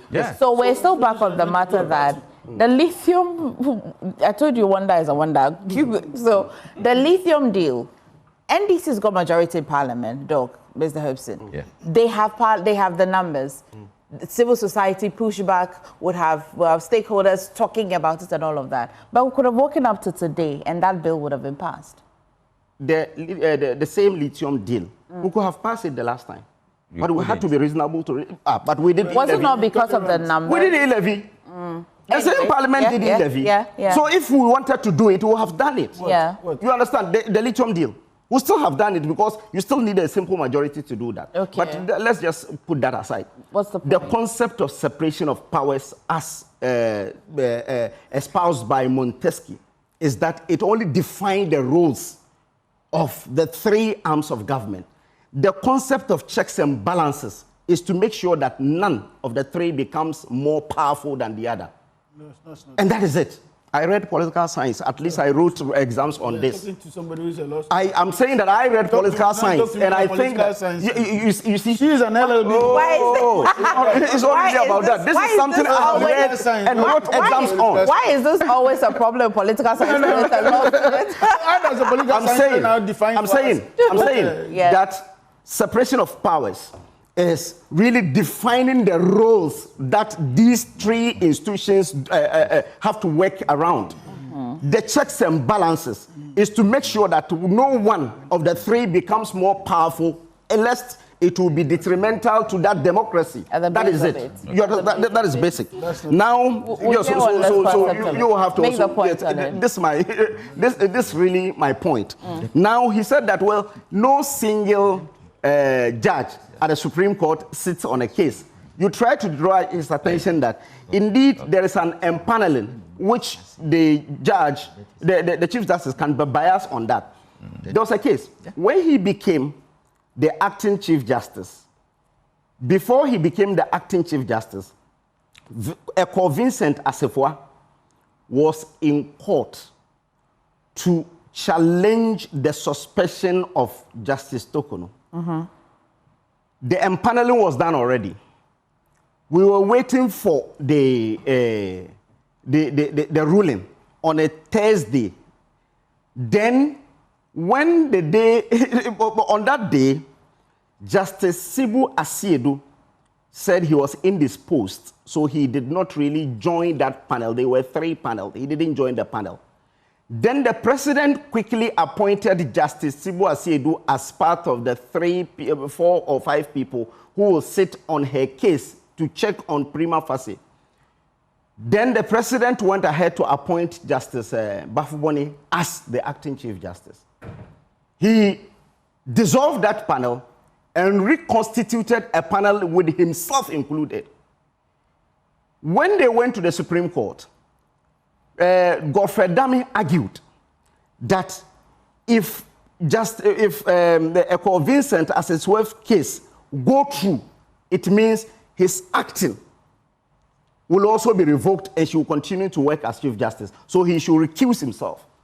He said he will not recuse himself. It ended 3-2 with him voting that indeed what the president did was right. Justice Amadou Tanko and Uni Kulende. When you have Justice Gau and Henrietta Mensah Bonsu dissenting that indeed the president did not suspend her did not use the right process to suspend her. Were these 2 people who dissented still appointed by the acting Chief Justice? Yes. So what I'm saying is that because he was an ultimate beneficiary, if he was not on that case, trust me. How do you know this? Trust me. No. How do you know this? If he was not on that case, if not, the recusal of Justice Sibu Asiedu would have had Are you in any way predicting what Justice Sibu Asiedu would have decided on? You see, it gives us some suspicion that someone who is already on a panel to discuss an issue, the president goes ahead to appoint that person. And interestingly, the same person was the one who did not show up for that case that day.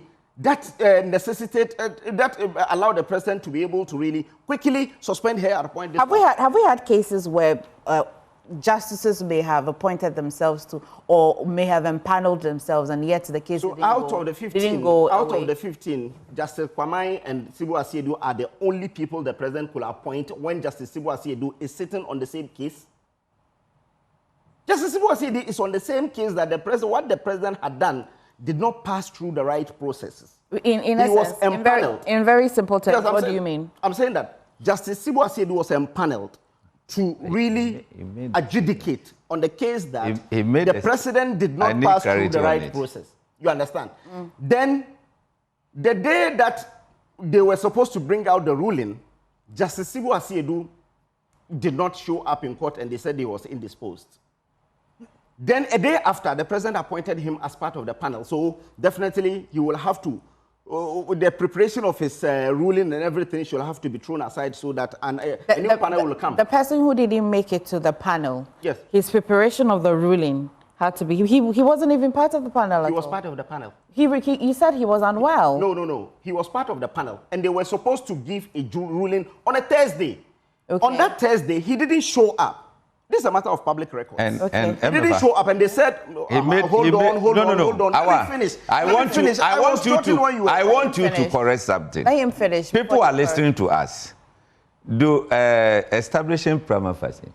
Is it the panel or Council of State? He's talking about two. No, he said something. He's talking. That's why I want him to correct it. In fact, the president appointed them to establish prima facie. And I think that is wrong. Did you mean the prima facie, or you mean the committee that would have sat after the prima facie the committee had been? So correct yourself. Yeah. I mean the committee. That's a political science. That's right. I mean a committee. Yes. So I'm saying that I am speaking to the issues that had come over time, because I discussed these things before. On Thursday, he was supposed to come and give a ruling on the processes of the transmitting to the But by this time, who had empaneled these three people that the ruling was? The Chief Justice. The Chief Justice, who is being investigated. Yes. On a matter that's the Chief Justice who has at the time she had not been suspended. Under investigation. She had not been suspended. By a prima facie case had been determined. No, it has not. Because what? See, when the president transmitted it to the Council of State. A convincing certificate went to court and said that. Yes, because it has been transmitted. The president shouldn't have done that first. He said he should have really called her to answer and so on. So he wanted an interpretation in court. Okay. And it was about her, and she was the one that empaneled this. So she empaneled 3 people. So you trust the decision of the person? I'm coming. I'll explain and you understand. Okay. She empaneled 3 people. After empaneling 3 people, they were supposed to give the ruling on a Thursday. You're clear on that? On that Thursday, Justice Sibu Asiedu didn't come. You're clear on that Friday, the president went ahead to suspend her. Okay. The president. After what? I'm coming. What after anything? With that establishment of the prima facie. I think you're bringing clarity to the matter. It matters. So that I'm with you. Stay with me. Because you are in Article 146. Yes. Which until now hasn't been challenged yet. Yes. So we stick to that. Yes. We stick to the processes that are in Article 146. Yes. And so let's go. You are at the point that she had empaneled. Yes. You had 3 people that were still on the matter. Just after the empaneling, then we hear that there was a prima facie. You understand? Then the president went ahead to suspend her. Just days after. After that suspension, he appointed Justice Sibu Asiedu. Yeah. Who is he? You keep saying he. Who appointed? The president. Go ahead. To be on the committee. On the committee. And you understand? The prima facie case. Yes. When the case was adjourned to the following week. Okay. You see, the lacuna or the gap we're looking for now is after the 3 that were appointed. Okay. Now the Chief Justice was removed a day after. Yes. The days after. Yes. But these three people, you said that Justice Sibu had to. Yeah, they were supposed to still sit on the case. Okay. And but by this time, the matter had been forwarded to the Council of State. No, I'm saying that after everything, the matter was forwarded to Council of State. And a convincing certificate went to court to say that that process did not pass through the right process. Yes. By this time, and he was challenging it. He was challenging it. Yes. So she empaneled. After empaneling, they hastily got the prima facie.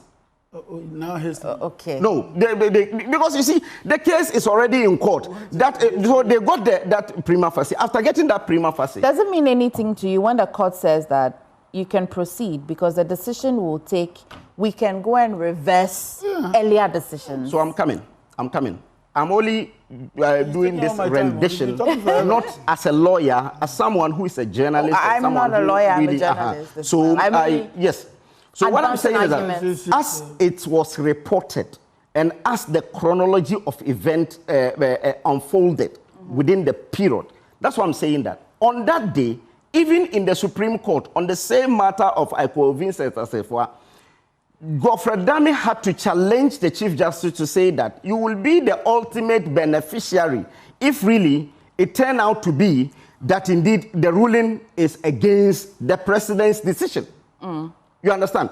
But he didn't recuse himself. I am only telling you that the empaneling, I'm only driving at one thing. The empaneling by the Chief Justice can be a biased empaneling to really affect someone if really he doesn't want to. Does it mean anything to you when the Chief Justice meets the vetting committee and says that, well, if the removed Chief Justice goes through all the processes and she wins her case, he's more than happy the status quo will just be reversed. It cannot be reversed. It cannot. It cannot be a reversed. decision can be taken, Because you see, and then if the court decision today, that's why a lot of people are even saying that the president should have waited until the entire process is exhausted before appointing a new person. Because the person who was appointed was also appointed with the due process, with the law. He was appointed by the president, went through vetting, do everything, and now he's substantive Chief Justice. So a law can come and change it. You remember in Winneba, Winneba, University of Education Winneba, when Afroboni and Professor Avoke went to court and won. But by that time, there was a vice chancellor. So he had to wait until that vice chancellor's tenure elapsed before he came back and became the vice chancellor. I think the nuances of the case is MFA, Article 146. Just a moment. Let me read this thing. Article 146. It said where the petition is for the removal of Chief Justice, the President shall, acting on consultation with the Council of State, appoint a committee consisting of those that. So if a prima facie has not been established, how can you appoint a committee? Oh, but I clarified it. I said you were confusing our viewers. No, I clarified it. The prima facie Oh, no.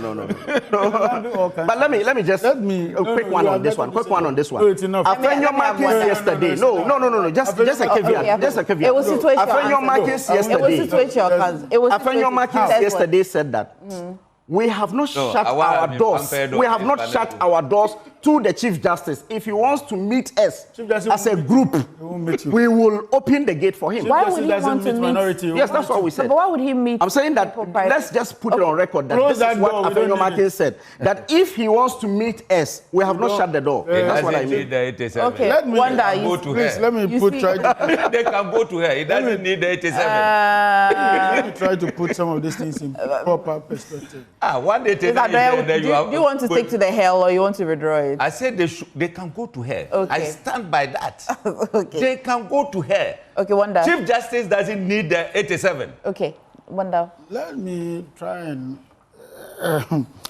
break down Article 146. I think the MPP, what I see currently is that they lack the capacity to really engage Ghanaians on national issues. I think maybe that's what's causing the problem. How so? No, I understand. You have somebody in the studio, a political scientist in the studio. I'm not a political scientist. I read political science. I read political science first. Yes, first degree I read political science. So it was even first degree. I thought it was even a second degree. But if it's first degree, then we can. But second degree is just 1 year or 2 years. Okay. No, I've done 4 years of a course. Stop but profiling you qualify yourself as a political scientist. Stop profiling our. Yes. What's the problem? Because everything he has said here, I understand him. So for somebody who is supposed to be a political scientist and thinks that Article 146, of all the things that we've gone through to arrive where we have arrived, they even attempted, from their own stock, from Vincent, from their own former Attorney General and all that, to stifle the process and all that. But the court was very clear in their minds what the outcome of that process should be vis-a-vis our constitutional provisions. And therefore, we agree that there was Council of State. Council of State established a prima facie. The president went ahead to suspend the Chief Justice, appointed an acting Chief Justice. The acting Chief Justice empanels judges to look into the matter now. The former Chief Justice was invited to give her account, and the decision has been made. I don't know why the MPP still feels that if the person is not appointed by them, then it cannot be a Ghanaian or it cannot rule. This is Afenyo Markin, who we are told is a kitchen cabinet member of the ex-Chief Justice. Oh, we didn't hear that. Who does kitchen cabinet mean? I don't know. Just like Chachi Chikata, because she even goes to Chachi Chikata's house to even eat there. She mentioned it. Does, Yeah, she mentioned it at the vetting. Okay. So she said she was close to Why would you not keep quiet? This has come out. What has it got to do with the point? When he is saying that she is in the kitchen cabinet of a Afenyomakin is in the kitchen cabinet of her. He says his name is Afenyomakin. He doesn't like the markings.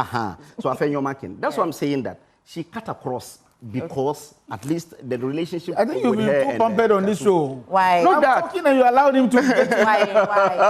He has made his point. But all the period I never interjected. I always you allowed him to don't get worry. MF my Yes, I always maintain. I have no, but Doc is quiet. He's not talking. I always maintain. If you're about to respond, no, listen. I am talking. No, Wanda, listen. And he's been talking. Wanda, but you're not even allowing me to. No, I'm listen. saying he's been talking forever. Allow me to make my point. What I'm saying is that when he makes a point and you're going to respond to him, and it's not a different point, you're responding to him. I'm not responding to him. You didn't understand him. He wants for clarity. No. Then Did he mention kitchen cabinet?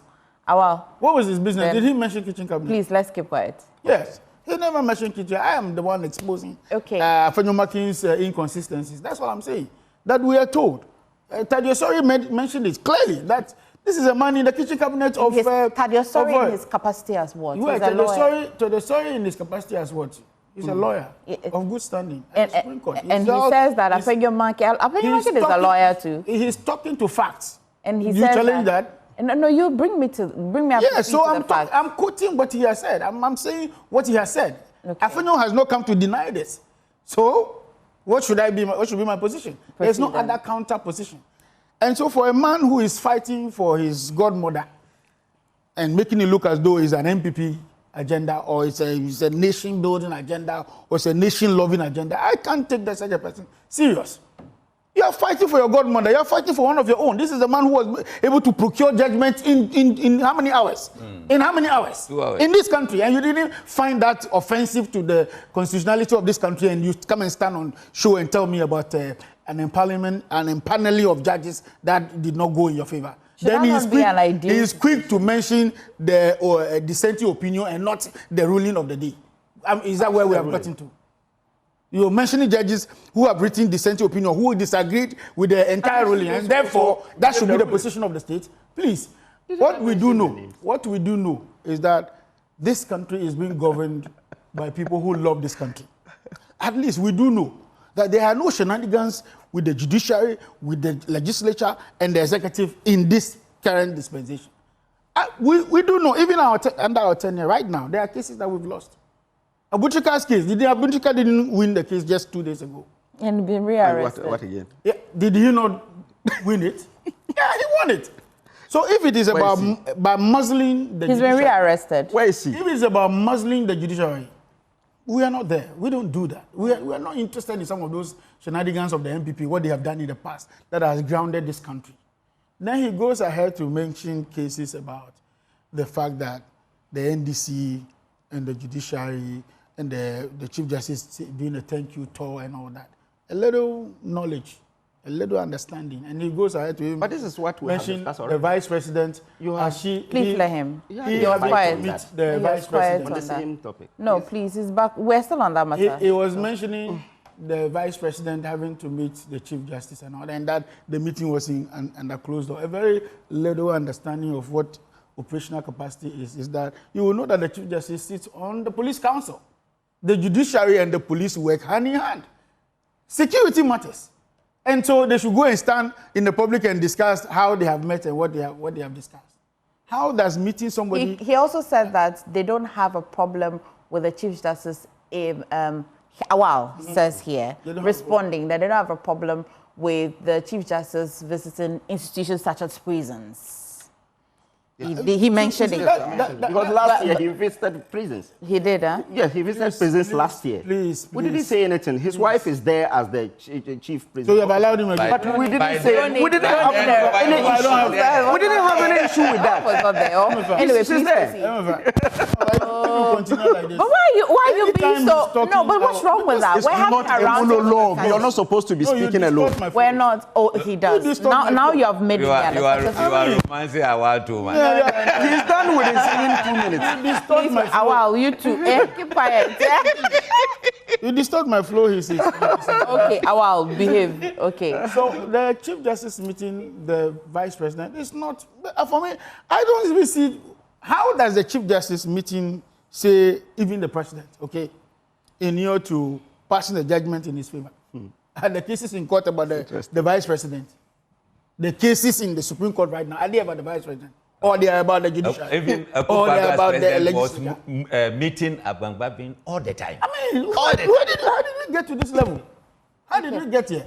So for us, we know that we have an opposition that doesn't seem to cut any slack in their approach to governance. Okay. We know that we have an opposition that is lazy. We also know that we have an opposition that is not ready to engage on global issues and governance issues. So we are not bothered about their tantrums. They can spew all that they can. At the end of the day, the people of Ghana chose the NDC and President Mahama to run this country. We will run it in the best interest of the country and not on the whims and caprices of Afenyo Makin and the NPP. We're going to the NPP, but before that, quickly, Doug, how would you rate the use of this tool, certificate of urgency in parliaments? I'm sure from the 7th Parliament, 8th Parliament, the current Parliament, the use of it, how would you rate it? Are we using it in its right essence, or we're just also playing political football with it? So, that is where, my initial discussion was about, having a kind of idealistic approach in Parliament. All right. You see, initially you were talking about, you asked a while about the lithium issue, right? Mm. And I was discussing with them. Hobson. You see that initially the lithium deal was 10% somewhere in 2023, isn't it? Yes. Then in 2025, because of the drop in prices, I think that the majority decided that it comes down to 5%. So it's not. That is it. That is the issue. Okay, maybe you clarify, but that is what my notes is telling me, 5%. And then Imani and Co, rose up against that withdrawal and all that. And then we heard that it is under discussion. Currently, we hear that it has been withdrawn and it is yet to be submitted, for consideration again. You see, if some of these things, Parliament doesn't come together, and then it sounds as if that one leg is in Parliament, the other leg is off, then how do we get the full complement of Parliament under this certificate of urgency and all that? Mm. That is my issue. So for me, I believe that, look, if some of these things are some of these decisions are going to be taken in Parliament, we should actually separate, national issues from this kind of, or national politics from partisan politics. All right, and that is where, for me, I think that we can move on as a country, and then we get whatever benefit that we have to get, rather than situations where one party feels so strong in Parliament, where the other appears a bit weaker, and then it amounts to nothing. Mm. Okay. I need to provide an information go. I think Award has misled all of us. On what? On this show. And it just dawned on me to clear the air. Which one? On which one? Now, on the issue of the appointment to the committee, Justice Adibu never sat on the case. The day he didn't go to court was the first hearing, the very first day of hearing. It wasn't so it's not true that he was part of the process and it was the day of the ruling that Justice Adibu excused himself. It's not true. That leaves me to do in fact, if Justice Adibu, Kingsley, please check for me. Now, in fact, if whether Justice Adibu was to sit on the case, he would not have been qualified to appoint. He said he started the panel, and the day of the ruling, he was not in court, and it's not true. He didn't sit on the case. The day he didn't go to court was the first day of hearing. And because he was not part of the hearing, that's how come he was qualified to be appointed. Otherwise, he would not have been qualified to be appointed. Please. What's your don't pushback go on there. this? The case was adjourned for next week. Within that period, he was appointed, and he was also on the panel. He never sat on the case. You're supposed to be on the panel on the day of the ruling. That's what he said. Yeah. Do you remember? He said the day on the day of the ruling. Yes, which means that he was part of the process. He did not sit on the case at all. He never sat on the case. Don't say this. She empaneled 3 judges. Three judges. Who and who? Sibua Siedu, I have forgotten the 3 because I can check it for you right now. But there were 3. No, you see, the reason Sibua Siedu's name had to come in is that he's supposed to sit on the case on a Thursday, right? And he did not show up in court because they said he was indisposed. Within the period before the next agenda date, his name has been mentioned as a member of that. That's not what you said. You said that he sat on the case, and then this is not what I day said. of the ruling. No, that's not what you said. The day of the ruling. What you meant was that he was here, he was empaneled, he sat on the case, but the day of the ruling. That's what you said. He said he was unwell. So tell the public. Okay, so I'm saying that he was part of the panel. Right? That's what so he was empaneled, but he never was empaneled on the case, and he's supposed to really sit on the case. So within that period, he was appointed. So they had to. What changes the conversation is that if he sat on it and was appointed, it changes. I am yet to also clarify on that. I'm also yet to clarify on that because what I know is that he was part of the panel, which is not in this part of the panel, right? He was part of the 3-member panel. He was part of the committee. Exactly. No, he was part of the 3-member panel before his appointment. What is public knowledge is that he was part of the committee, but what we have to now find out as to whether or not he was part of those who were supposed to. No, he didn't dispute that. He didn't dispute that he was not part of the committee. Is whether he actually sat on the case. He sat where? He didn't sit on the case. I'm saying that. I am saying that he was part of the 3-member panel, which did not dispute. 3-member panel that did what? That is supposed to sit on the case, and he didn't. He didn't sit on the case, so he can't name him as part of the panel. Oh, he did. I have to also confirm. Then number 2. Yes, I'm saying that I have to also confirm that. Because what I know is that he is part of the 3, which you also confirm. Was he part of the 3? Whether he was part of the 3 people empaneled? No, that's what I want to. Did he recuse himself? On the day of the ruling. Just send a message to Echo and then Odami to confirm for you. Simple. That's why I'm saying that I'll confirm whether he sat. But I'm saying that 3 things here.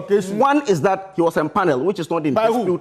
Two is that the day that he's supposed to come and sit on the panel, he did not also show up because he said he was indisposed. This is also not in dispute. Whether he sat previously before this one, I will have to confirm that. And I am I want to confirm that. I'm saying there are 2 things. He is even running away from where I stand. He says that Adibu sat on the case. And on the day of the ruling, he recused himself. Then the following sitting, he was appointed. And I'm saying all that is a lie. The next agenda. No, you said on the day he was appointed. No, you said on the day of the ruling. Why don't you? But the viewers will also judge. Don't play back for him. He said, play back for him. He said that judgment could have Doc, how did you hear? Wait. Yes, it could have affected. That's what you said. Yes, it could have affected. Hold on. Wait. He said the judgment could have affected whether appointment of acting. Yes, that's true.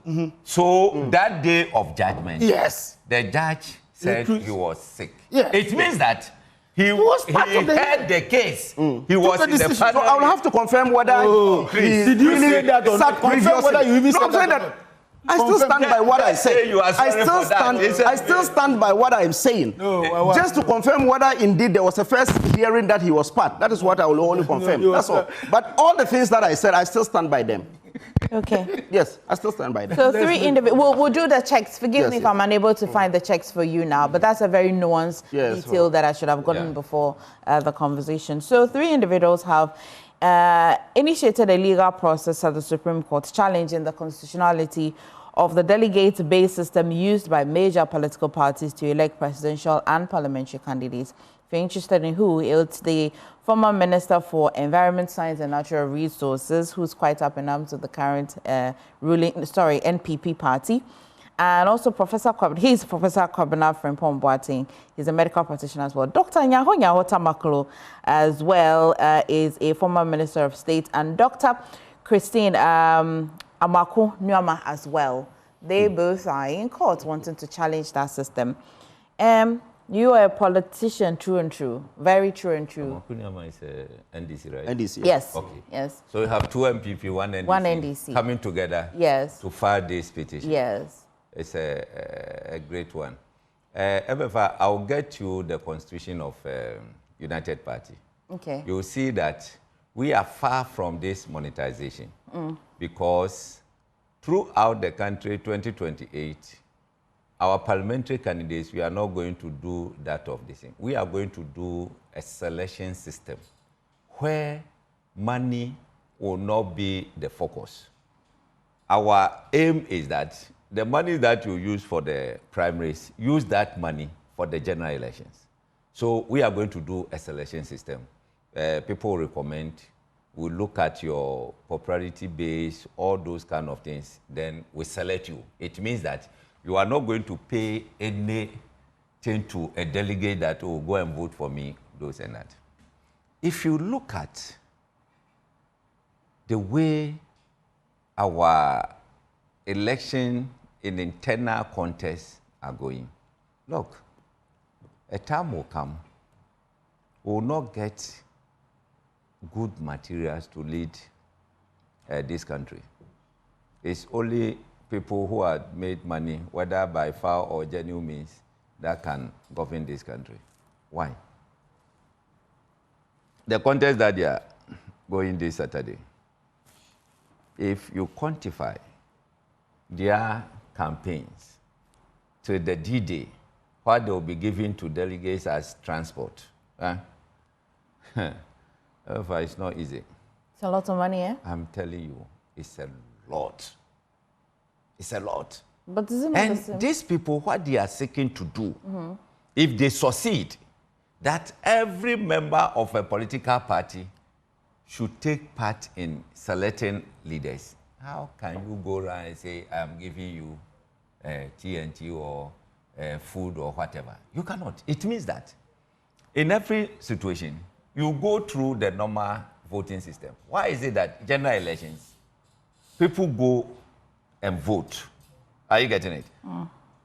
Like they go willingly and vote. Only few are, let's say, the party members who say, oh, if you don't give me money, I will not go. I need money to take those kind of things. But everybody knows that on the general election day, you walk to the polling station and cast his or her vote and go back. The monetization, the genesis of it, I can say, though political parties were giving money to delegates and the rest, but I can say that it started from 2007, when we had 17 aspirants contesting on the ticket of MPP. That's where the moneycracy started. And I don't think anyone watching us would doubt this. Ichetu, I mean, it was not that extravagant thing that we were seeing in 2007. Though they used to give something small, but not up to that point. So we're looking at it that, how are we going to do it? Then after that 17 aspirants, MPP decided to amend their constitution. I say that we don't want so many people to contest. So in case they open nomination and we have more than 5 people, they brought in something they call superdelegate. That even worsened the situation. Because for the superdelegate, there are not many. So, I mean, if you decide to give everybody 100,000, you can pay and get your way through. And it happened. But you can break down that 100,000 to plenty people got more than 300,000 during superdelegates of MPP. So what I mean is that if the electorate or the number of people going to vote are large, yes, the same amount of money you'd have given to the smaller portion, you can break it down. If everybody is voting, let's take, for example, Saturday, and then you present yourself that, oh, you are a member of MPP. You go and vote. Who will even come and see you here and say that, oh, get something and then go and vote? Because the numbers are overwhelming. Yes. So it will curtail the monetization. For that one, I know for sure that it will minimize it. But as it stands, I can tell you a time will come, you cannot. Look, I contested a national position. I wanted to become the national organizer of New Patriotic Party. That was 2014. And if I tell you the ordeals that I went through, you go run and come, you get more than 50 calls. Everybody is demanding call credit to do campaign for you. What betides you? You send 10 CDs.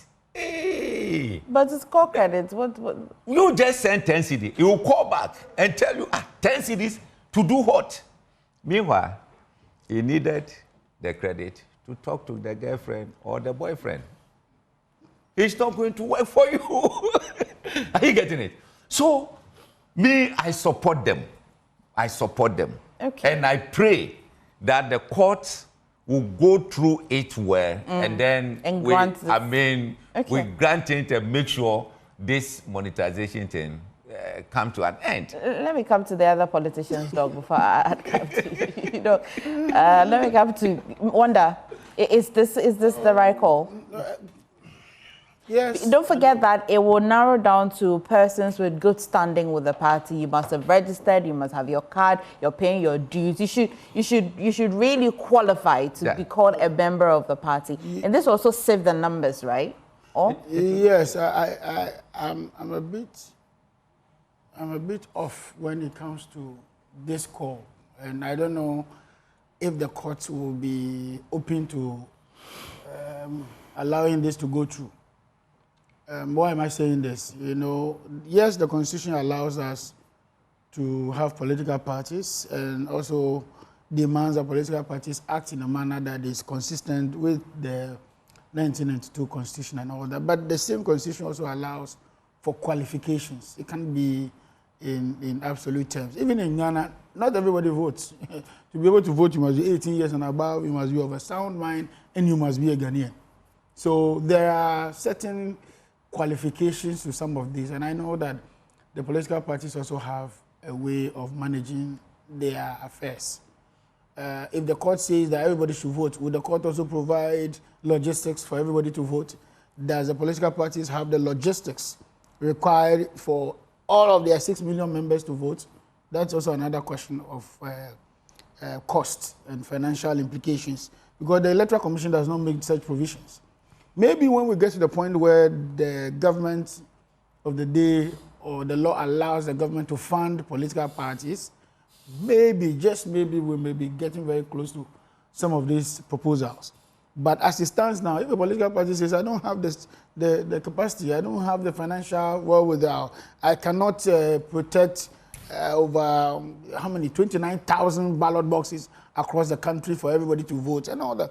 Even at the national level, look at the cost implication of everybody having to vote. That is qualified to vote. 60 million people voting, and it takes the whole country by storm.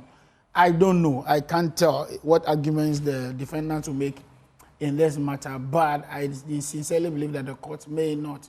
They may still leave it at the level of the political parties to make informed judgment, as it were, not disenfranchising people who are qualified to vote. I know that the internal systems already allows that you have to be a member of the party, you must be 18 years and above, you must be registered, you must have paid your dues, and then you must have belonged to a constituency or, as it were, in order to vote. And so it will be a difficult one. It may be a good suggestion to all the political parties and all that. But let's also credit the NDC. In the last election before 2020, the 2000 election, the NDC opened up. We actually tried that in the presidential. How did that go?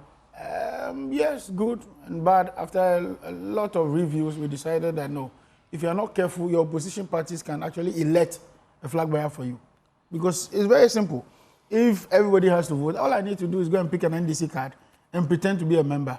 On the day of elections, I come and vote. And I decide for you who becomes your flag bearer or who becomes your what's the name? Your parliamentary candidate. And we suffered that even in the year I don't know if it's the 2016 or the 2020. I think it's the 2020 elections. And so we've also learned lessons and put in some new guidelines. Okay. Talk about expansion. That is fair to expand, you know. So now you have almost everybody at the branch voting for the parliamentary candidate. For instance, in my place, out of the 289 to 91 branches, we call NDC, we call it branches, they call it polling stations. About 9 people are voting from a branch. If you multiply that, it's already 2,800 or so numbers from Ketu South alone. So for an MP, somebody are contesting for MP in Ketu South, 2,800 plus people are going to vote. You can't bribe everybody. Imagine you are giving everybody 1 cedi. It will be equal to 2,800. If you were giving everybody 1,000 Ghana cedis, you are talking about 2.8 million already. So it is not an easy task. Whichever way, you spend some money. You will spend some money. And so, yes, maybe the logistics we have been looking at, we have to look at, and other systems of expansion, maybe, but not the universal adult suffrage. Okay. Awal, I hear from you. Doc, when I come to you, your question really will be, how is it that, well, delegates, electorates, they're all citizens. How is it that you cannot trust to vote for a person and believe that they'll bring you development, but it feels like you want to take your pound of flesh before they even get to power? How? In addressing your answer, that's what I want to hear from you. But Awal. Okay. So the 3 people, it is only 1 person out of them who is an NPP person.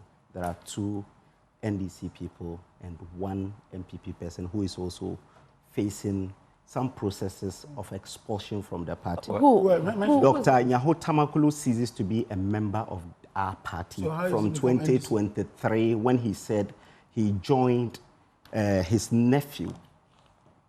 He was a member of MPP until his nephew became the president of Ghana. Say this. You will apologize again. No? Why must I apologize? Because for he something never said he was not a member of the MPP. This is propaganda. Pure propaganda you are doing. This issue. Okay. People. Okay, so this is modern Ghana. I was a member of MPP until Mahama came into the scene. Dr. Nyaho Tamakulu reveals why he betrayed his former party. This is in 2023. Dr. Nyaho Tamakulu, a founding member of the New Patriotic Party, has revealed his departure from the party and his subsequent support for National Democratic Congress. Speaking at a joint press conference held together with Brigadier Joseph Nunu Mensah and other retired military couples, during which they addressed perceived corruption among public officials. Dr. Nyaho Tamakulu explained that the family connection, stating that my sister Joyce Tamakulu married E.A. Mahama, so John and Ibrahim are my nephews. Mm-hmm. So have I addressed your issue? The headline. You haven't addressed it. Read the headline. The headline.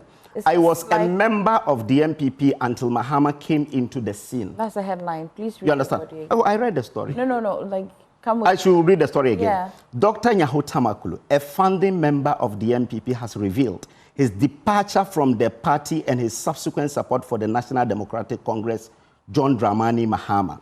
Speaking at a joint press conference held together with Brigadier Joseph Nunu Mensah and other retired military couples, during which they addressed perceived corruption among public officials, Dr. Nyaho Tamakulu disclosed that his decision to leave the MPP was due to his ties with Mr. John Dramani Mahama. Dr. Nyaho Tamakulu explained the family connection, stating, in quote, my sister, Joyce Tamakulu, married E.A. Mahama. Joyce Tamakulu is Ibrahim Mahama's mother. So John and Ibrahim are my nephews. Which date? 2023. No, let me read for you. 15th January 2026. Oh, I'm coming. On the same modern Ghana, it's my claim that I am not a founding member of the MPP. Ridiculous and senseless. Why? That's so you will also read yours. You also read yours. This is 2026. I'm talking about 2023 when he left the party. And again, 3 days ago on your show, 3 p.m., our Deputy General Secretary came to say that he is no longer a member of our political party because he left the party in 2023. He left the party in a press conference. Why? Okay, that this is quite an impeachable press conference. I'm coming. That press conference. Why wouldn't they allow me also have my bike? What was it? So this is what they will allow to have his bike. What did you allow to have his bike? Lulu Mensah and Co. They came together to speak against corruption in the MBP. And a question was put. What has that got to do with him? A question was put that why are you strong on your own party? Are you getting it? And then, listen, and then we've been seeing you with Ibrahim Mahama and Co. That's where you brought in the family tie. Okay, but the man was quite clear. I left my party. What he said is quite clear. I can't but I'm reading to you a current one. You don't want to accept the current. What current? You are willing to accept it. I am from MPP. You are not a member of my party. I'm saying that he's not there. Hang on. Who am I representing here? Someone was writing it's the reason why we went through that little exercise. Claims I am not a member of the MPP, ridiculous and senseless. Dr. Nyaho Tamako. And this but he's no longer a member of our party. 2026. Very current. Okay. Only few days. I feel like we can impeach both sources and go to the Haruna is Haruna doesn't determine who becomes a member of the party. Yo, Nyaho Tamako is talking and Haruna. Please. Oh dear, I want to hear a while. I don't want him to be disturbed again. Who am I representing? You prefer as he's representing MPP. So the APC man is telling me who is a member of my party. Member of your party. He doesn't. No. He doesn't lie your mouth. So is Koku Ahido a member of your party? But is Koku Ahido a member of your party? Is Koku Ahido a member of your party? We are not talking about Koku Ahido. Why will you determine who becomes a member of my party? Why are you speaking for Nyaho Tamako? Why? I'm not speaking. I'm left in 2023. I am quoting what he said. He is even quoting a newspaper publication. He said it's useless, but he said it's. He didn't say useless. So he said ridiculous and senseless. So read the story. Read the story. So everybody's saying that by this logic. Hold on. By this logic. He didn't say this. By this logic, he's saying that Harun is senseless and ridiculous. That's what he's saying. That's okay. I want to hear a while. So, two people are members of the Wanda, it's only appropriate that I hear a while through and through on this matter. That's what they will do. That will blow up and because problem for you. Someone do that for me and I'll allow we kept quiet for you to have your say. He was so quiet. Yes, I was writing. This is a post by Awa in 2014. When I mentioned it right here, I was not a member of the NPP. Oh, listen. I met you the first time in 2014 in a studio when you came to represent my colleagues. They are fact not in doubt. No. Wait. You have both switched. Yes. Listen. Why would you allow me No. That's our man. Speaking for MPP since 2008 till 2023 when I left. What I was about to say, he did not wait. Why wouldn't they allow me to land? I don't have a bite. There is no bite. I am about to say. No, but I'll hear you after he lands. Listen, I'm not going to refer to his party or whatever. They are disrupting the program. What I'm saying is that 2014, he put out certain things here. So that will be discussed after I'm done with my... Why do you want to discuss?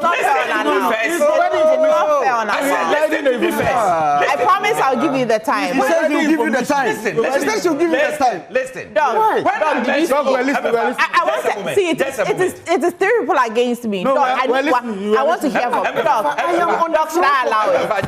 Just a moment. I am saying that if I quote it now, he may say, oh, that was not what I said. He can say that. But he's here. Wait for him to say that. I stand by whatever I write on my Facebook page. So I didn't delete it because I stand by it. Okay. You understand? So we'll come to it. You went on my Facebook page. He's here. Whatever you see on my Facebook. No, whatever you see. I am not ready to put out this. I am saying that. But once we've created the innuendo, I am saying that. I'm saying that. The report that he is reading.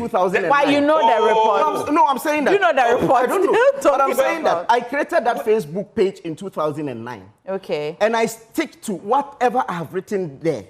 I bear responsibility for everything. And I can speak to everything that I've written there. Wait to listen to what. So hold on, let me finish. You had your bite.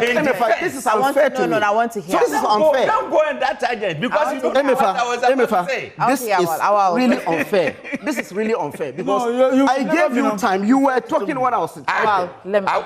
They can hear you now. So I'm still going back. No, don't go back. Continue. I'm saying that 3 people had petitioned. No. The 3 people that are not petitioned, 2 are members of the NDC. 1 is facing charge of expulsion from the party. Go ahead. So these are the 3 people. That is 1. 2 is that the merit of the case, this is dead on arrival. Because the law is clear. Internal party organization not sacked. is the matter of the there party. There is no letter anywhere saying that you understand? The internal organization of any political party is the matter of the party. That's why they decided to handpick people, and there is nothing wrong with that. When you decide to even do nomination, where are they even benchmarking it from? In the UK, in the US, the Republican Party, they still go with delegate system. So where are they benchmarking it? They pay money there. You understand? They also go with delegates. So the delegates are essential. That is 1. 2 is that when you say all party members in good standing should vote, that is very problematic because we have a case. Prior to 2016 elections, the NDC experimented that. They bent a lot of their party offices. Atebubu party office was bent because they said they had put a lot of NDC people, MPP people on the roll. In Asawasi, where I was, yes, he's aware. Wonder. Yes, that's why this is a matter of public records. They did that in 2016 and it didn't work. Okay, well, I think your point is... So I'm saying that give the 2 minutes this one, it will not work because internal organization of a political party is for the party. 2 people are NDC, 1 also is going to be expelled from the party. Is still MPP member. Just like you left. I have a letter stating that I'm no more MPP member. You can either leave. You can either leave in a party. You can either leave or you be sacked. I left NDC. There's no letter that says that NDC had... no, but Haruna has not said that he's been expelled. That's right. No, he said he left... Haruna said... Haruna said... Anyway, the press conference he did. According to Haruna, the press conference he did. But let me go to Doc. My case for future... You wrote a statement. Why you support this? You've left the party. Yes. But still, MPP wrote a letter. So yes, there's no letter. to be clear to you, the effect that but NDC has not written a letter to expel me. You talk about expel me from the party. About contracts, isn't it? Yes. Implicit and explicit. Yes, please. So you can decide to join a political party without writing an application letter. Yeah? Yes, that's and when you are leaving, you can also leave in yes. silence. That's all. As simple as. So okay. Is MPP member. We're talking. No, let's be clear. Let's be clear.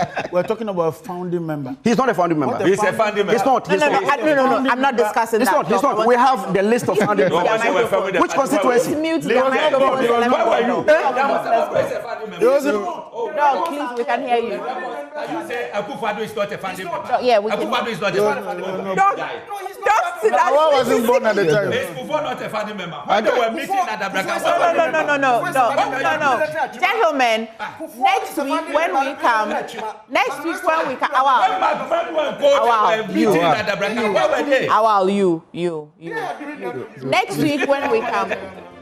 when we come, it will be just dogs. My time is up. I'll just take a few minutes. No. Hobson. Hey. Okay, I'm gonna have to end the show. I'm gonna have to dog. Hey, dog, I apologize. My time is up. Next week I promise that we'll address this. The show is sponsored by Shield Silicon Paints from Asare Group, Syntex 5, and Time Herbal Mixture. Well, Ghana, let's talk water tanks. Do you know the secrets to real water stories? It's simple. If your tank doesn't have the tortoise on it, then it's not the correct tank. That's right. The tortoise tank, Syntex tank, is the champion of water tanks. It's strong and durable, and built to handle agony in weather, rain or shine. Syntex tank has your back. So my people, go outside, check your tank, and if it doesn't have a tortoise on it, it's time to upgrade. Join the Syntex tank family today and enjoy water stories as tough like a tortoise. Call them 0244-335-168 to buy or find one of the 400 agents nationwide. You can also shop online at syntexdh.com. Syntex tank, air strong, air tough. Let it be on record that I'll take 1 minute away from Wild Wonder and Hobson and give it to Doc next week. Doc, I apologize. I just want to next week.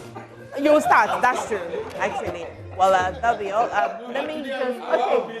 I just want to quickly. Week 5 contribution, and this is an update for pensions. Says that contributions under Tier 3 pension scheme as an employee Do you know that every month your employer must pay your pension contribution to a pension scheme? The employer contributes 13% of your basic salary, whilst the employee contributes a little over 5%. This makes a total of 18.5%. 13.5% goes to the Tier 1, but only 11% is invested on your behalf by SNIT, whilst 2.5% is paid to the National Health Insurance Scheme. This allows contributions to the SNIT scheme to access healthcare services and the National Health Insurance Scheme without paying a premium, and is a social protection program to ensure retirement income security. All this is an update ensuring your retirement income security. These are little tidbits we give you. We shall be providing every now and then. Please stay. This is the AM show. What a tough morning I have had.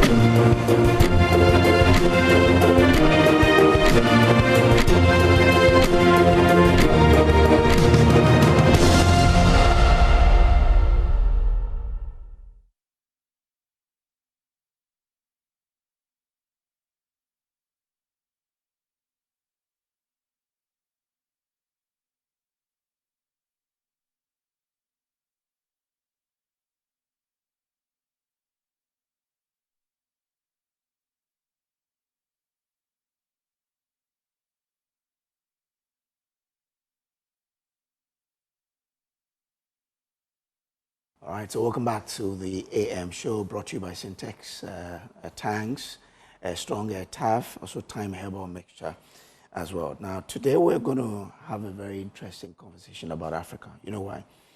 Because the time has come for Africa to take its place.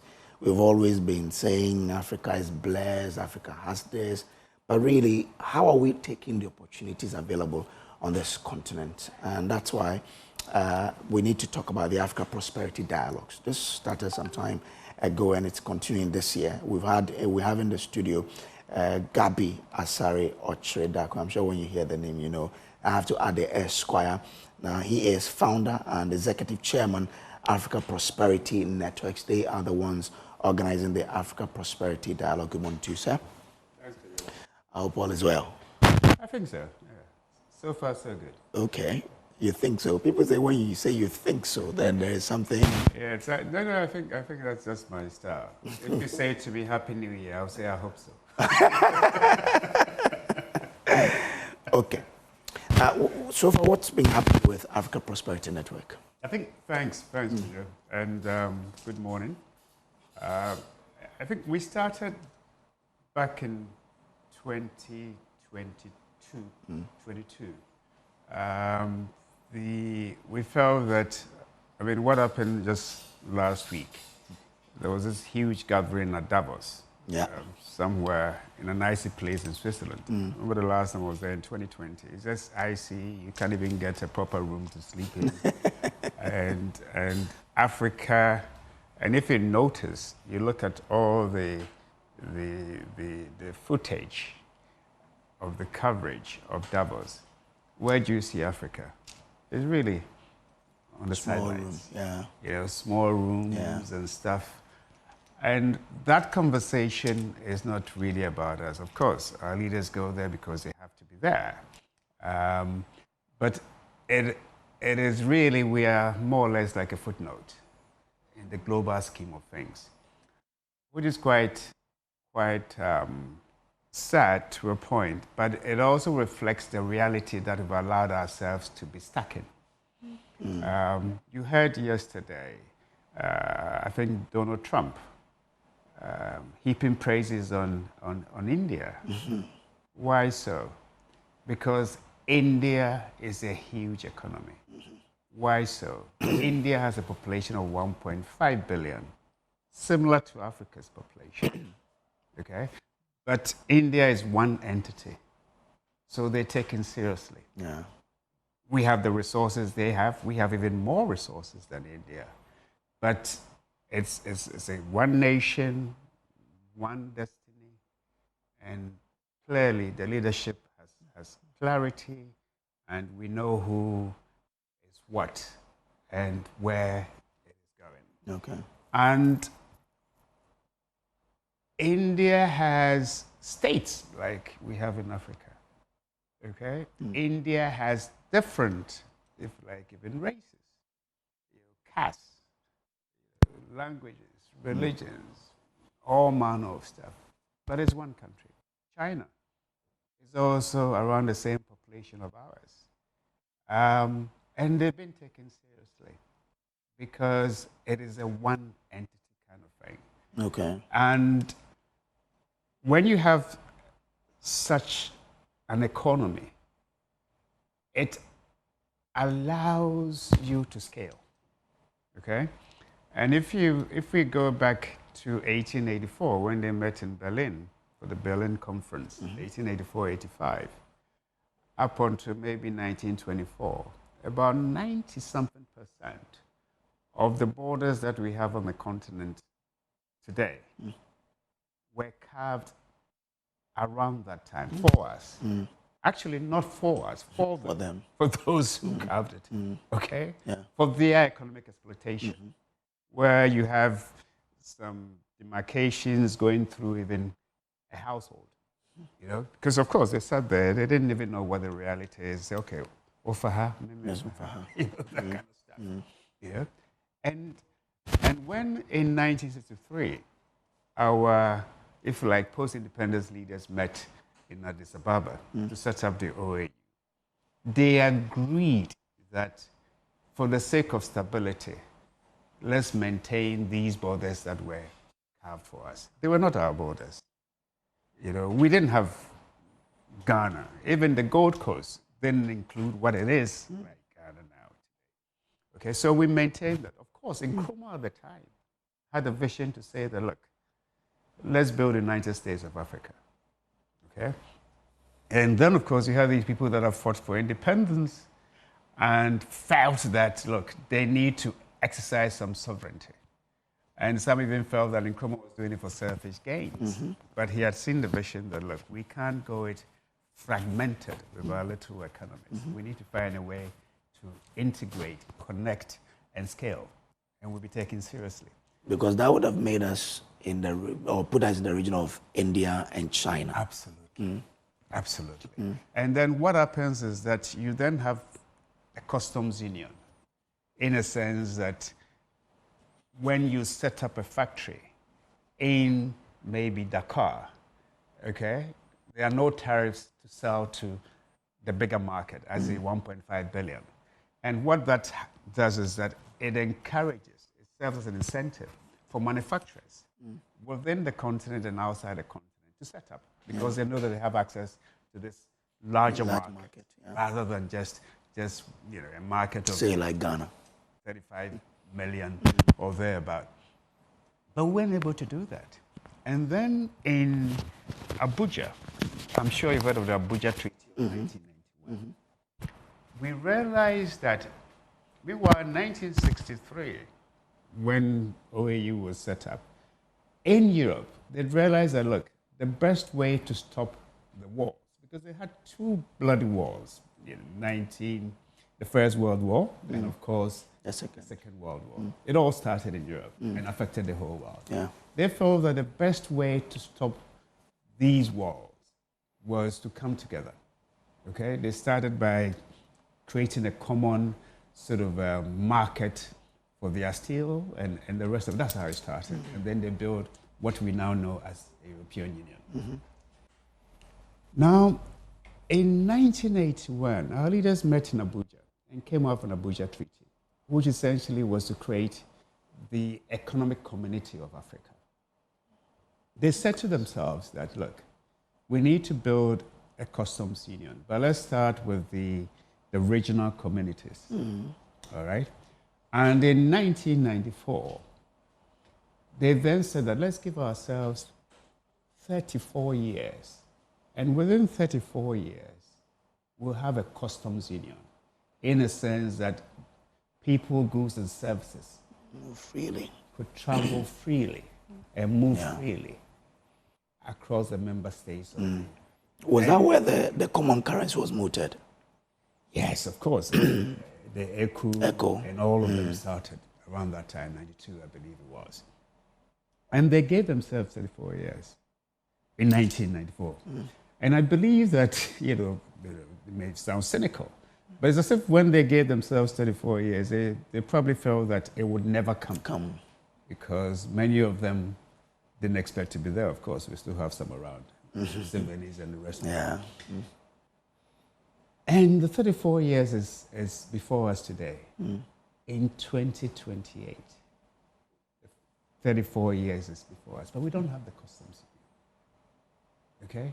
We don't have, America can get up to today, as it did recently, and say that I imposed tariffs on us. And then we're running ahead of ourselves. What do we do? Because in Lesotho, they rely on their textiles being sent to America. You know? Whereas there's a greater market within the continent. But we haven't allowed that, you know, to because if we don't make use of this single market, how then are we going to deal with the youth bulge? On this continent at the moment, 60% of the population are below the age of 25. We're told that by 2030, 70% of the world's population under 35 will be in Africa. And this population will grow and grow, and then we have to ask ourselves the serious questions. How are we going to satisfy this youth bulge? How are we going to create employment for the young people? Even today, name me one African country that is not struggling with youth unemployment. Yet we're stuck in these colonial boundaries that were demarcated for us and hoping that we can create the jobs in this digital space. So why do you think of all of this, we've still not been able to realize that our unity lies in our success? That's a very good question. It is not that we do not realize it, because our leaders have realized it. And they've realized that that's why they signed the Abuja Treaty. They've realized that that's why they signed the Constitutive Act that formed the AU in 2001, 2002. They realized that that's why they signed the protocol for free movement of people in January 2018 in Addis Ababa. They realized that that's why they signed the agreement that set up the African Continental Free Trade Area in March 2018. We love setting up things. In Kigali. Okay, they realized that. That's why they adopted the Digital Trade Protocol, AFCFTA Digital Trade Protocol in 2024. You know, they realized that. That's why they adopted the Women and Youth Trade Protocol in what, 2024. So they realized all these things. But what has been lacking is the political will. Imagine that you can't have a single market without free movement of people, that you can settle anywhere to do business. But even though they adopted that protocol in 2018, only 4 countries have signed up to it. 4 countries. And I believe it needs about 15 or 16 countries to actually be ratified. Only 4 countries. The last country was Niger. I believe Niger is not even now part of the EU. Well, yes. Yes. And the Sahel. Yes, of course. You know, so that's the challenge. So how then can you have a single market if we don't have free movement of people, goods and services? Okay? But they've created a framework, but haven't had the political courage or will to implement it. And you asked the question, why not? And I believe that it stems from something that has come to mind. I remember, was it last year? I was in Reykjavik, Iceland. And in conversations that Iceland, can you imagine, not Africa, far away Iceland. Not Greenland, by the way. I think we should know the difference between Iceland and Greenland. And the conversation there of some serious African business people was about the ease of travel within the continent. Okay? We went for a social event, but the conversation was about ease of travel. And if you remember, I think a year earlier in Kigali, Dangote had mentioned that he needs 33 visas to travel across the continent. And he hasn't got the time to go to an embassy to do that because he's a serious businessman. He has his own plane, but he doesn't have an African passport to travel freely across the continent. So I think when my wife and I got back, we started thinking that, look, I think we know where the problem is. Is that Pan-Africanism per se has been confined to the space of the elite. In a sense, the intellectual elite. Or kept in the books. Elite. They meet at summits. They sign communiques. It is at that level. But it hasn't trickled down, has been forced and owned and driven by the people of the continent. In a sense that the young woman graduate in Ghana who's struggling to find a job, but who has skills or has ideas, but not able to express it, can't unleash them because of the constraints that she finds around herself. But even within the elite, doesn't it just exist just in namesake, but in this belief, does it? So, and I think you mentioned the lack of political will. Okay. So what we thought we should do with APD 2026, and if you recognize the theme is empowering SMEs, women and youth in the single market. Innovate, collaborate, trade. Okay. And if you look at it, 80% of employment on the continent, roughly 80%, are within the SME sector. 90% of economic activity is within the SME sector. I believe about 33% of businesses are owned or run by women. Okay? And the future is the youth. I remember our president saying, he gave this very important speech, profound speech at the UN and said that Africa is the future. What I would add is that the youth is the future of Africa, are the future. So if Africa is the future and the youth make up the future, then how do we empower the youth so they can then drive the future? I don't know if you get it. I get it, yes. So, because when you empower the youth, of course you're empowering tomorrow. Precisely. And yes, efforts are being made. But we thought that, look, let the whole struggle for economic integration on the continent, let's move it away from the leadership level, okay, to the people.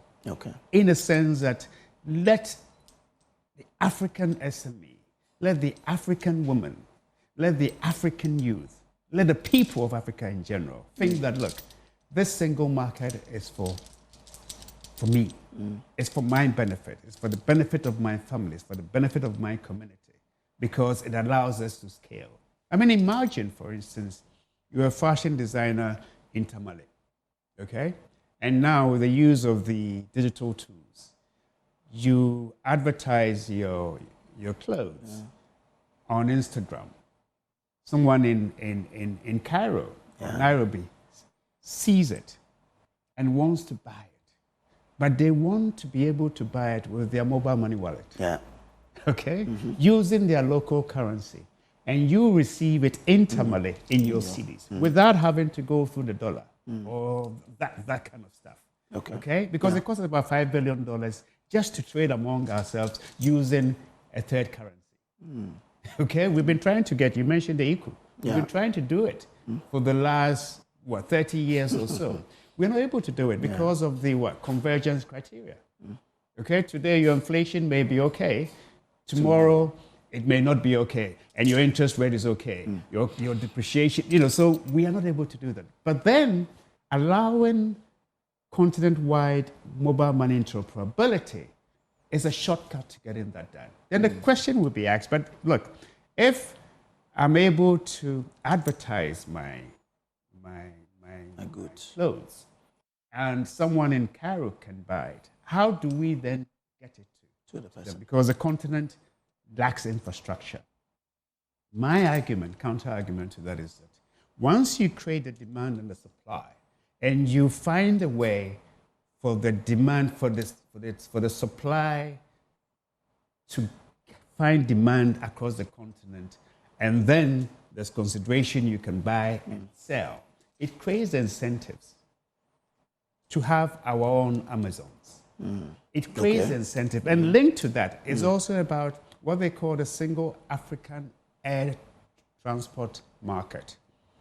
In 1999, our leaders, once again, met in Yamoussoukro. They called it the Yamoussoukro decision and took a decision that, look, let's have free skies, in the sense that Ethiopian Airlines can leave Accra today, this morning, and fly directly to Cote d'Ivoire and back, or fly to, it doesn't have to go through Addis Ababa. Kenyan Airways does not have to go through, from Nairobi, it can go to maybe Kampala. From Kampala, it can take people from Kampala to Cairo without having to. So we want to have these free skies. We don't have that. But yet, we had the Yamoussoukro decision of 1999 and has been escalated to the SATAM, i.e. the Single Air Traffic Market Protocol of 2018. Yet it has not been ratified or implemented across the entire market. So let me ask you, in all of these protocols, dialogues, meetings, and we are not able to actualize the dreams, how is APD set out to change the narrative such that it will not just remain in the dialogue, but it will be different? Yes, not just the talk. Yes. We want to do something differently. What we want, we are launching what we call the Make Africa Borderless Now movement at APD 2026. And what are we seeking to achieve? We are seeking to secure 10 million signatures of Africans. And people of African descent. So it could be those in the diaspora, or if you like, be friends of Africa. And within is a 1-year campaign that we want to run. 10 million seems ambitious, but it's just to tell the scale and the urgency of the issues before us. Where Africans say we want a visa-free Africa. We want to have a continent-wide intermobile operability, implement PAPS, i.e. the Pan-African Payments Settlement System. We want to have a common biometric ID, so that if we have a visa-free Africa, it doesn't mean that I can travel without a passport, but if when I travel, I have an ID, which is a common biometric ID, so you know who you are. Because people say, when you say free borders, they think that it will compromise security. But now, the people who are benefiting without the free borders are more criminals because they know how to get in. The serious business people are hampered by the bureaucracy of getting a visa and the rest of it. But once you have a biometric ID for all Africans, issued by their various states, when you travel to another country, they scan it, so they know where you are. And it creates even a greater security ecosystem for all of us. I was in Brussels a couple of months ago. From Brussels, I decided to take a train to London, St. Pancras. All I needed was a biometric ID, European biometric ID. It means even though we don't need a visa, but they still check your ID before you get in. So it doesn't necessarily, a borderless Africa doesn't necessarily mean that you walk in freely. Just like that. But there's a system that they can check. But you don't need to seek a visa and go through all the process. If you have a British passport and you have a Ghanaian passport, leave West Africa. You have easier access to the rest of Africa using a British passport than using a Ghanaian passport. You heard Ras Mubarak. Yes. The struggle that he had to go through. And what this is doing is it's stifling progress. It is arresting the development of the youth. It's arresting their talent, their creativity, their innovation, and their capacity to move freely and make something out of their lives. So what we're saying is that, look, let this be your movement, i.e. the people of Africa. Let's sign this petition. And in 12 months' time, when they have the 40th AU Summit in Addis Ababa, we will take it to them and say, look, these are 10 million signatures from Africans. They're saying that enough is enough. The protocols, treaties that you yourselves, as our leaders, have signed up to, implement them. Okay? Now, why am I so positive that this is doable? In the 90s, late 90s, I was part of a volunteer, a movement that started in the UK. And you probably remember, it was called Drop the Debt, the Jubilee 2000. It was that movement that led to the Enhanced HIPIC initiative. Oh, okay. Okay? We traveled following the G7 meetings to protest and say, cancel the debt of poorer countries, including Ghana, as it turned out. And that's what gave us the space in 2021, 2022. 2001. No, sorry. 2001, 2002. Thank you so much. Okay? And within that movement, okay, we managed to secure 24 million signatures. Of course, it was supported by some influential voices at the time. Bob Geldof was part of it. Bono was part of it. Muhammad Ali was part of it. Quincy Jones was part of it. Yasundu was part of it. So you had all these influencers supporting, big voices, celebrities supporting the movement.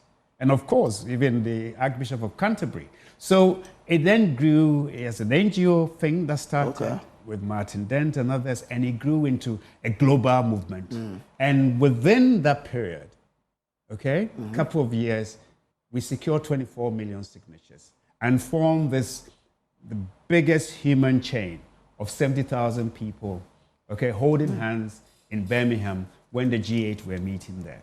After that, they signed up to HIPIC. Okay. Now, just remember, even those days, we didn't have social media. Yes. But we do have social media. So the movement now will be more driven by social media. So and we do have some voices as well. Absolutely. I mean, even within the Ghana space, a lot of celebrities have signed up to it already.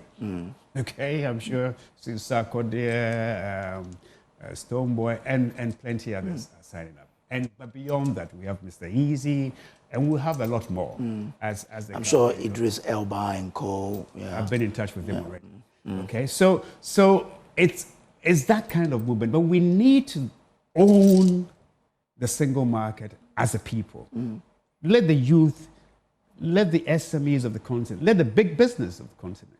That's how we build our universal, if you like, global brands. Because once we have access, free access to 1.5 billion market, then we can grow the big businesses.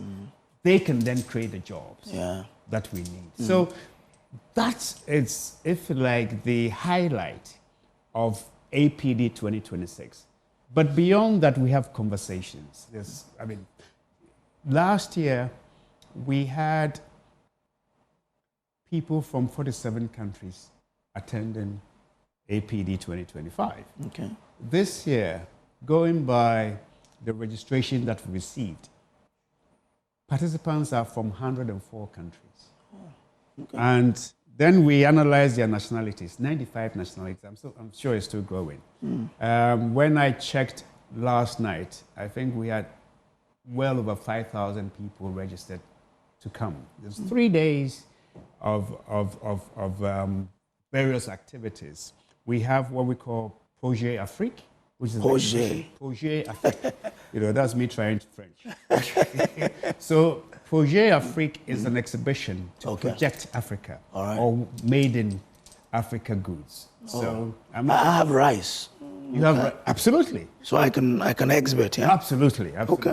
And interesting enough, when we did it last year, the automotive industry in Ghana, they brought all their vehicles, the ones that are assembled here, and they made sales for other African other African countries there. You know, so coming to project your goods or your words is a way of, if you like, also finding market. Because even there, what we noticed also last year was that that's the collaboration aspect.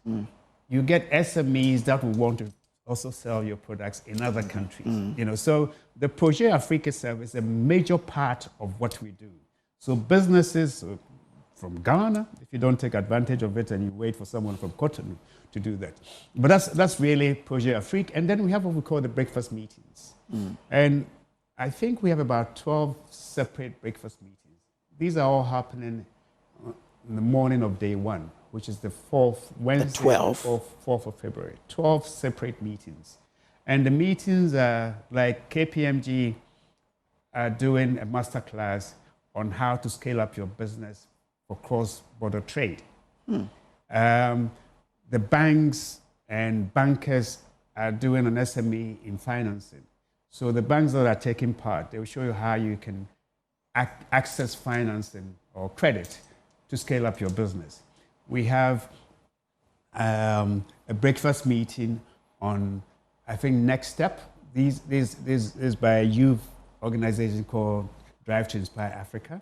And they also, I think it's perhaps one of the most popular ones that we have. It's also about how to prepare the youth for the next step that they require in their career and the rest of it. Then we have one organized by ASET. Is it ASET?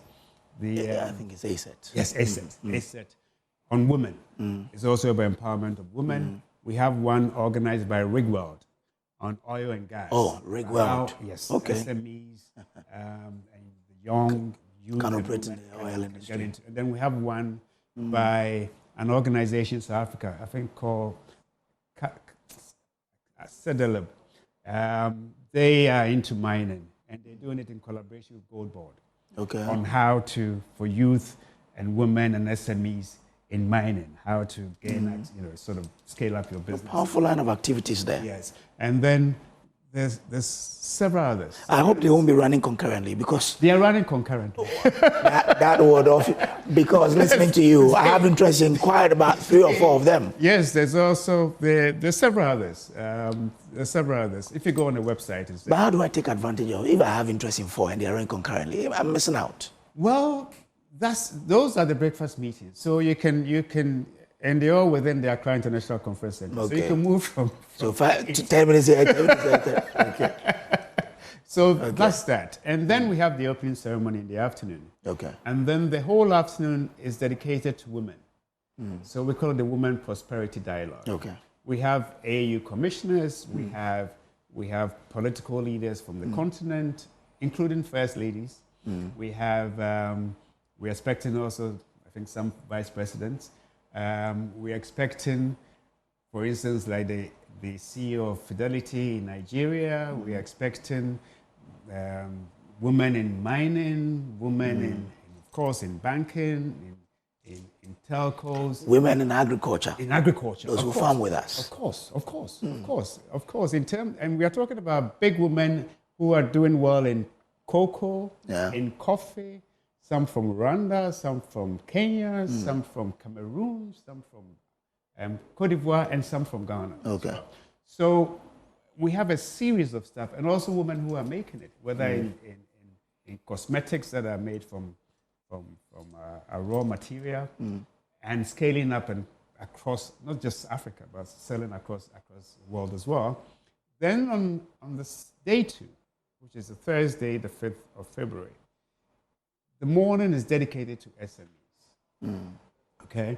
So the whole conversation is also, but that's the plenary session I'm talking about. So the women event, the breakfast meetings are in small rooms. But the Women Prosperity Dialogue is actually in the big hall. 6,000 of people, about 2,500 or so.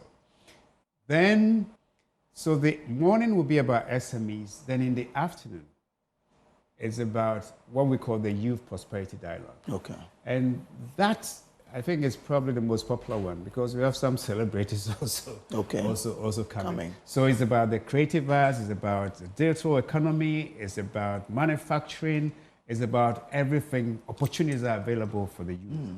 And then on day 3, that's when we have the presidential and business leaders dialogue. So that's when we have the heads of states. Coming in. We have the heads of the multinational institutions like AFDB, AfriExim, BADEA, who's the Arab Bank for Development in Africa, AFC, the rest of them, and of course some AU commissioners and the others. So that is the day that, and when we start with the petition, taking signatures from day one, and then on day 3 we would launch the Make Africa Borderless movement campaign, movement. And what will happen is that we have like Chief Moments group. They will do an interesting, theatrical case for borderless Africa. And I've seen excerpts of it, and I think really it can't be missed. Okay. Then of course we have big voices like Professor PLO Lumumba. Okay. Who else? Plenty. A lot of business leaders like Wale Tinubu of Rwanda, several others. But I think all the names are I'm sure you've been seeing them. Well, but from how you've explained it, this should be expensive for me to register to be part of it, not so? No. Okay. It's actually free. But what we're doing is that because of the sheer number of people, we're going to create some VIP seating. That it may cost some money so that you can guarantee yourself. Other than that, you have to come early to So how do I register? You go on the website. It's Africa Prosperity Network, one word. Okay. .com. Okay. Just that. Africa Prosperity Network.com. And then we have, in the evening of Friday, as in day 3, we'll have the Africa Prosperity Champions Awards and Presidential Gala Dinner. Oh, okay. Where we will, as we do, we will give awards to, I think, about 10 companies and individuals that have done exceptionally well for the continent. Okay. And then we have a dance, presidential gala dinner. Okay. But that you have to pay for. And that is not cheap because you're only limited seating, I think about 350 or so. But then you get to meet with the wine and dine with the high and mighty of Africa. Yeah. Okay. Now, when I was going through something, you can be high and mighty if you can afford it. It's not that much. Maybe $300 or so. Okay, but that's affordable. $300 is very, very affordable. Okay. 3,000 CDs. Okay. I guess. I don't know if you've eaten AVV rice before. If you have not, don't worry. I'll bring you a sample for you to eat. My problem is that I don't get to cook. So, but I insist on eating. Okay, Ghanaian rice. Then I'll but target in our house. You only find Ghana. I'll target Mrs. and bring her AVV rice to try for you. Please do. When you do, we'll come for this dinner. Yeah, I mean, I'll be happy to promote it. Please. Now, one thing I read was that, and this is a quote from one thing you wrote in the doc. It says, APD is not a talk shop. It's backed by AFTA Secretary, supported at the highest level of the Ghanaian presidency. Produces tangible follow-up actions through APD compact advocacy, working groups, and private-public engagement. So I want to ask, what will you say is the biggest achievement from APD from this follow-ups you spoke about? Okay. First of all, that we have created a deliberate, unique platform dedicated to how Africa can come together to build with urgency the single market. That's the first. That's the APD? Yes. Okay. It's the only, if you like, private sector-driven platform, of course, in collaboration with all our institutional partners. Okay, that is dedicated to pushing with urgency, bringing together the private sector, political leaders, business leaders, thought leaders, and institutional leaders that we meet once a year. At the beginning of the year, review the work that we've done in terms of pushing the single market agenda, because we believe that it is the surest way Africa can, with urgency, transform and create a society of shared opportunities and shared prosperity. Okay. We need that single market. So we've created this platform that focuses on how we can get it done, implemented fully, and consolidated. So that's the first achievement. The second thing is that when we meet, we come out of a compact and then we push the advocacy on certain issues. For instance, the first APD was supposed to be in October 2022, but we shifted it to January 2023. We came out with this thing that we need to have this protocol ready. I must say, the AFCFTA Secretariat, Smart Africa, GSMA, they're all working on it. Like, how do we get a single digital protocol? So we supported that process. Fortunately for us, in February 2024, through this, the work of AFCFTA Secretariat and all the others, the AU adopted the Digital Trade Protocol, which is the most comprehensive of such protocols anywhere in the world. And if you know, in Africa, the digital economy is what enables inclusivity for all players, regardless of your background or where you So there's some work being done. And then we followed that up with a symposium at Labadi Beach Hotel, where we brought the Safaricoms, the central banks, the regulators, the players. And they came up with a report that within a certain period, I believe they said by 2027, we should have a continent-wide mobile money interoperability. Fortunately for us, the AU Media Summit, where they bring together all the RECs, the regional economic communities, happened here in Accra, 21st July 2024. So we took the report to the government of Ghana, and the president took the report to the AU Media Summit, and it was unanimously endorsed. Now, the advocacy that we'll be doing from APD 2026, which is part of the Make Africa Borderless now, is to say that, look, you agree to this, okay? You agree to implementing PAPs, okay? Get all your central banks to sign up to PAPs. You agree to having mobile money interoperability by 2027. We want that to happen. So really, it's about advocacy, it's about network, and we receive a lot of feedback from businesses, small businesses, that build network from there. So this is, they get access to markets. So this is different. So it's like we are bringing Africa to Accra. All right. And you are bringing the rest of the world to Accra. Who wants to take advantage of what's in Africa? Of what's in Africa. I'm grateful. I think once I've got you, let's talk more a bit about politics as well. And you'll be interested to know that even the Commonwealth will be coming. The Commonwealth Enterprise and Investment Council, their leadership will be here, their members will be here, because 21 African countries are within the Commonwealth, and there are 56 countries. So they are bringing their businesses to be part of this because they want to take advantage of it. I will be there because I'm excited by what you've just told me. Now, sitting here with you, you don't look fearful at all. Fearful? Yeah, but how did you feel about being codenamed the Prime Minister?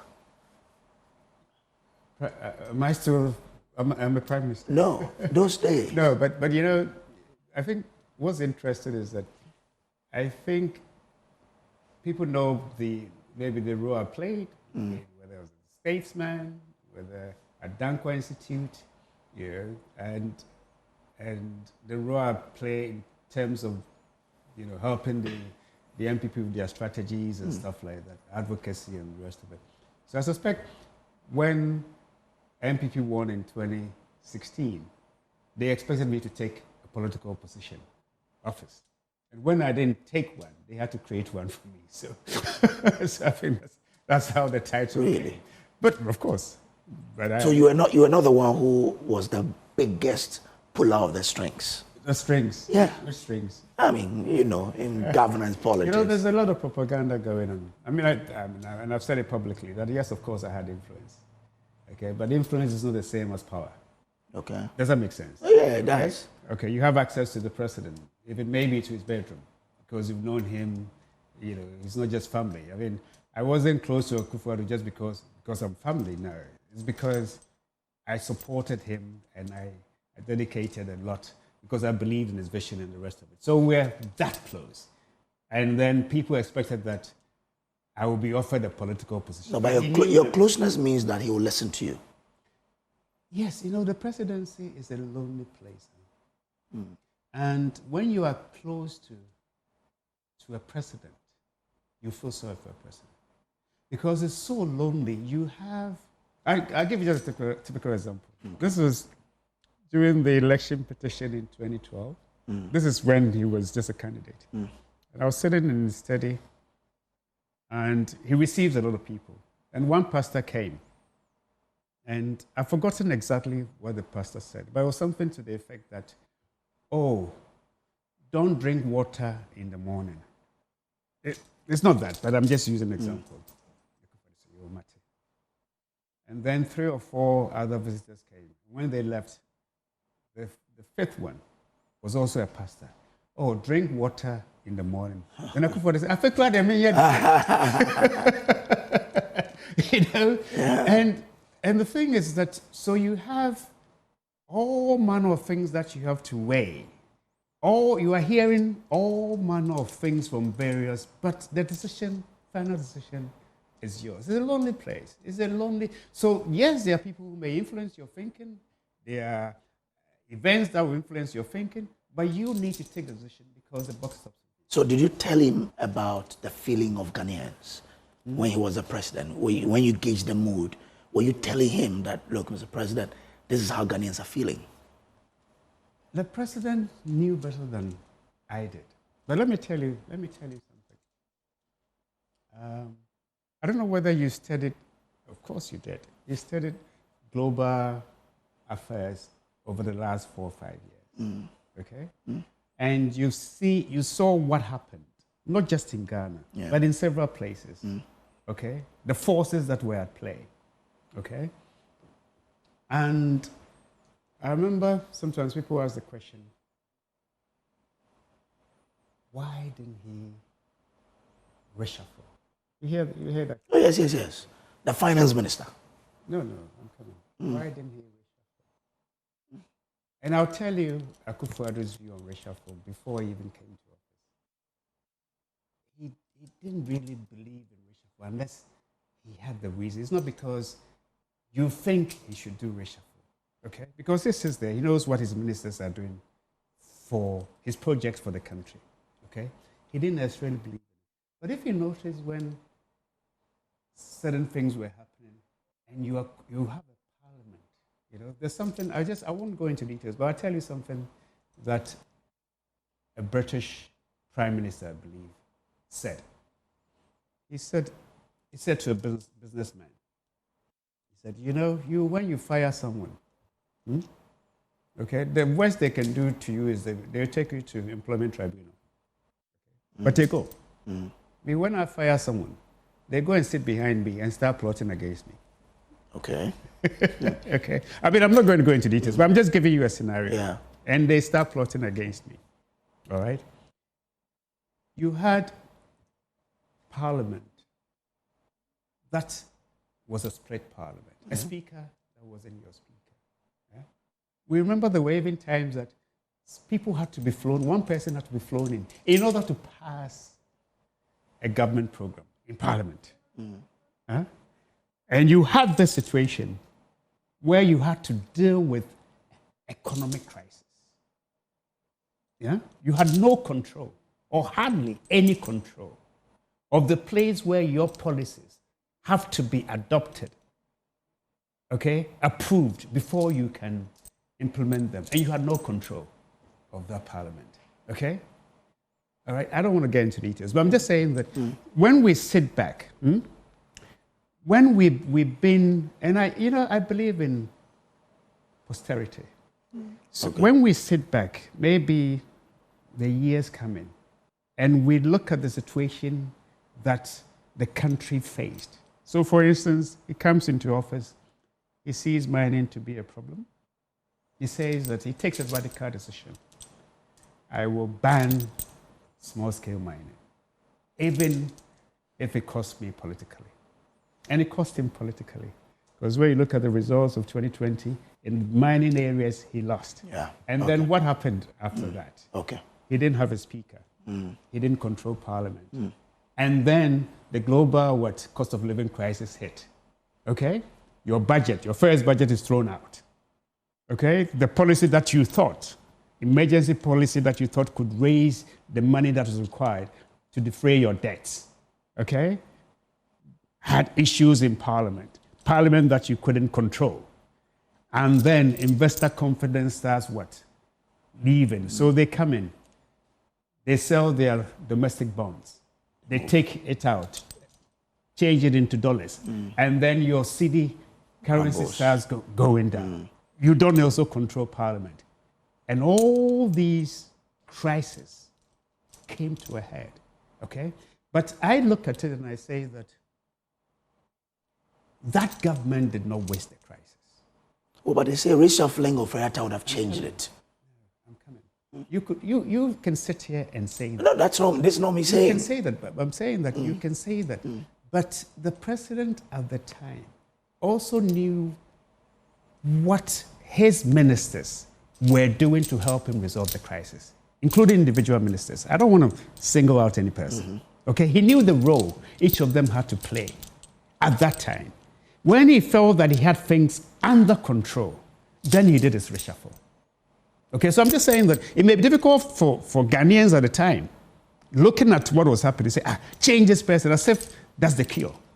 But he felt that he had a crisis and it requires certain skills and experience that had been gained to resolve it. And when he felt that it had been resolved, then he made the changes. Or he felt that things were stabilized. All right. And at the end of the day, we have to recognize that the government did not waste the crisis. Okay? Okay. It used the crisis to take certain tough decisions that some of us suffered from, including, I'm talking about those of us who are bondholders. Okay?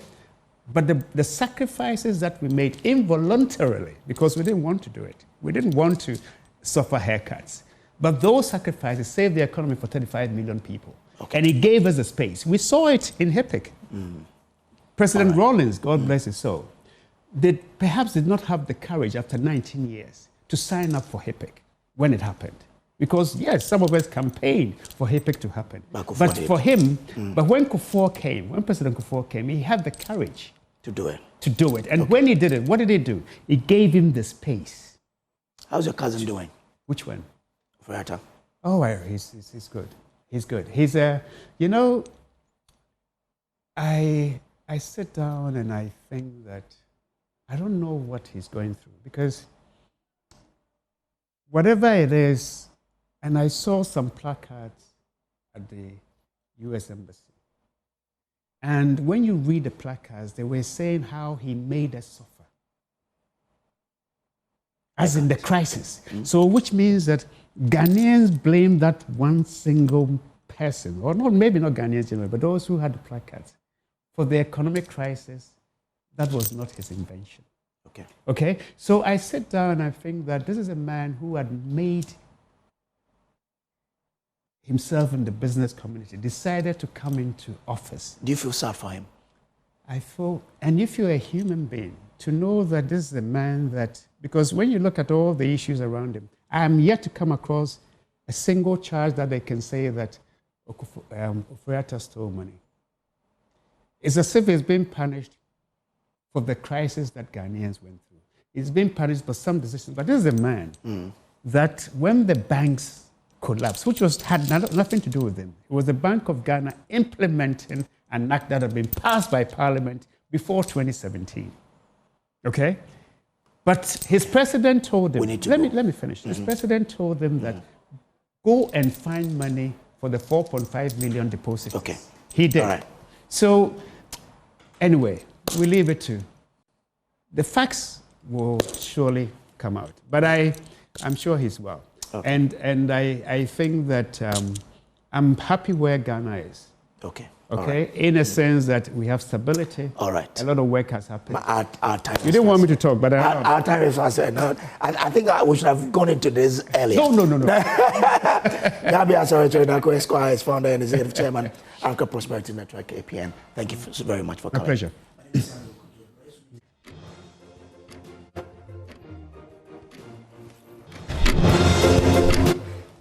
Oh, but you want to be trying for the moon?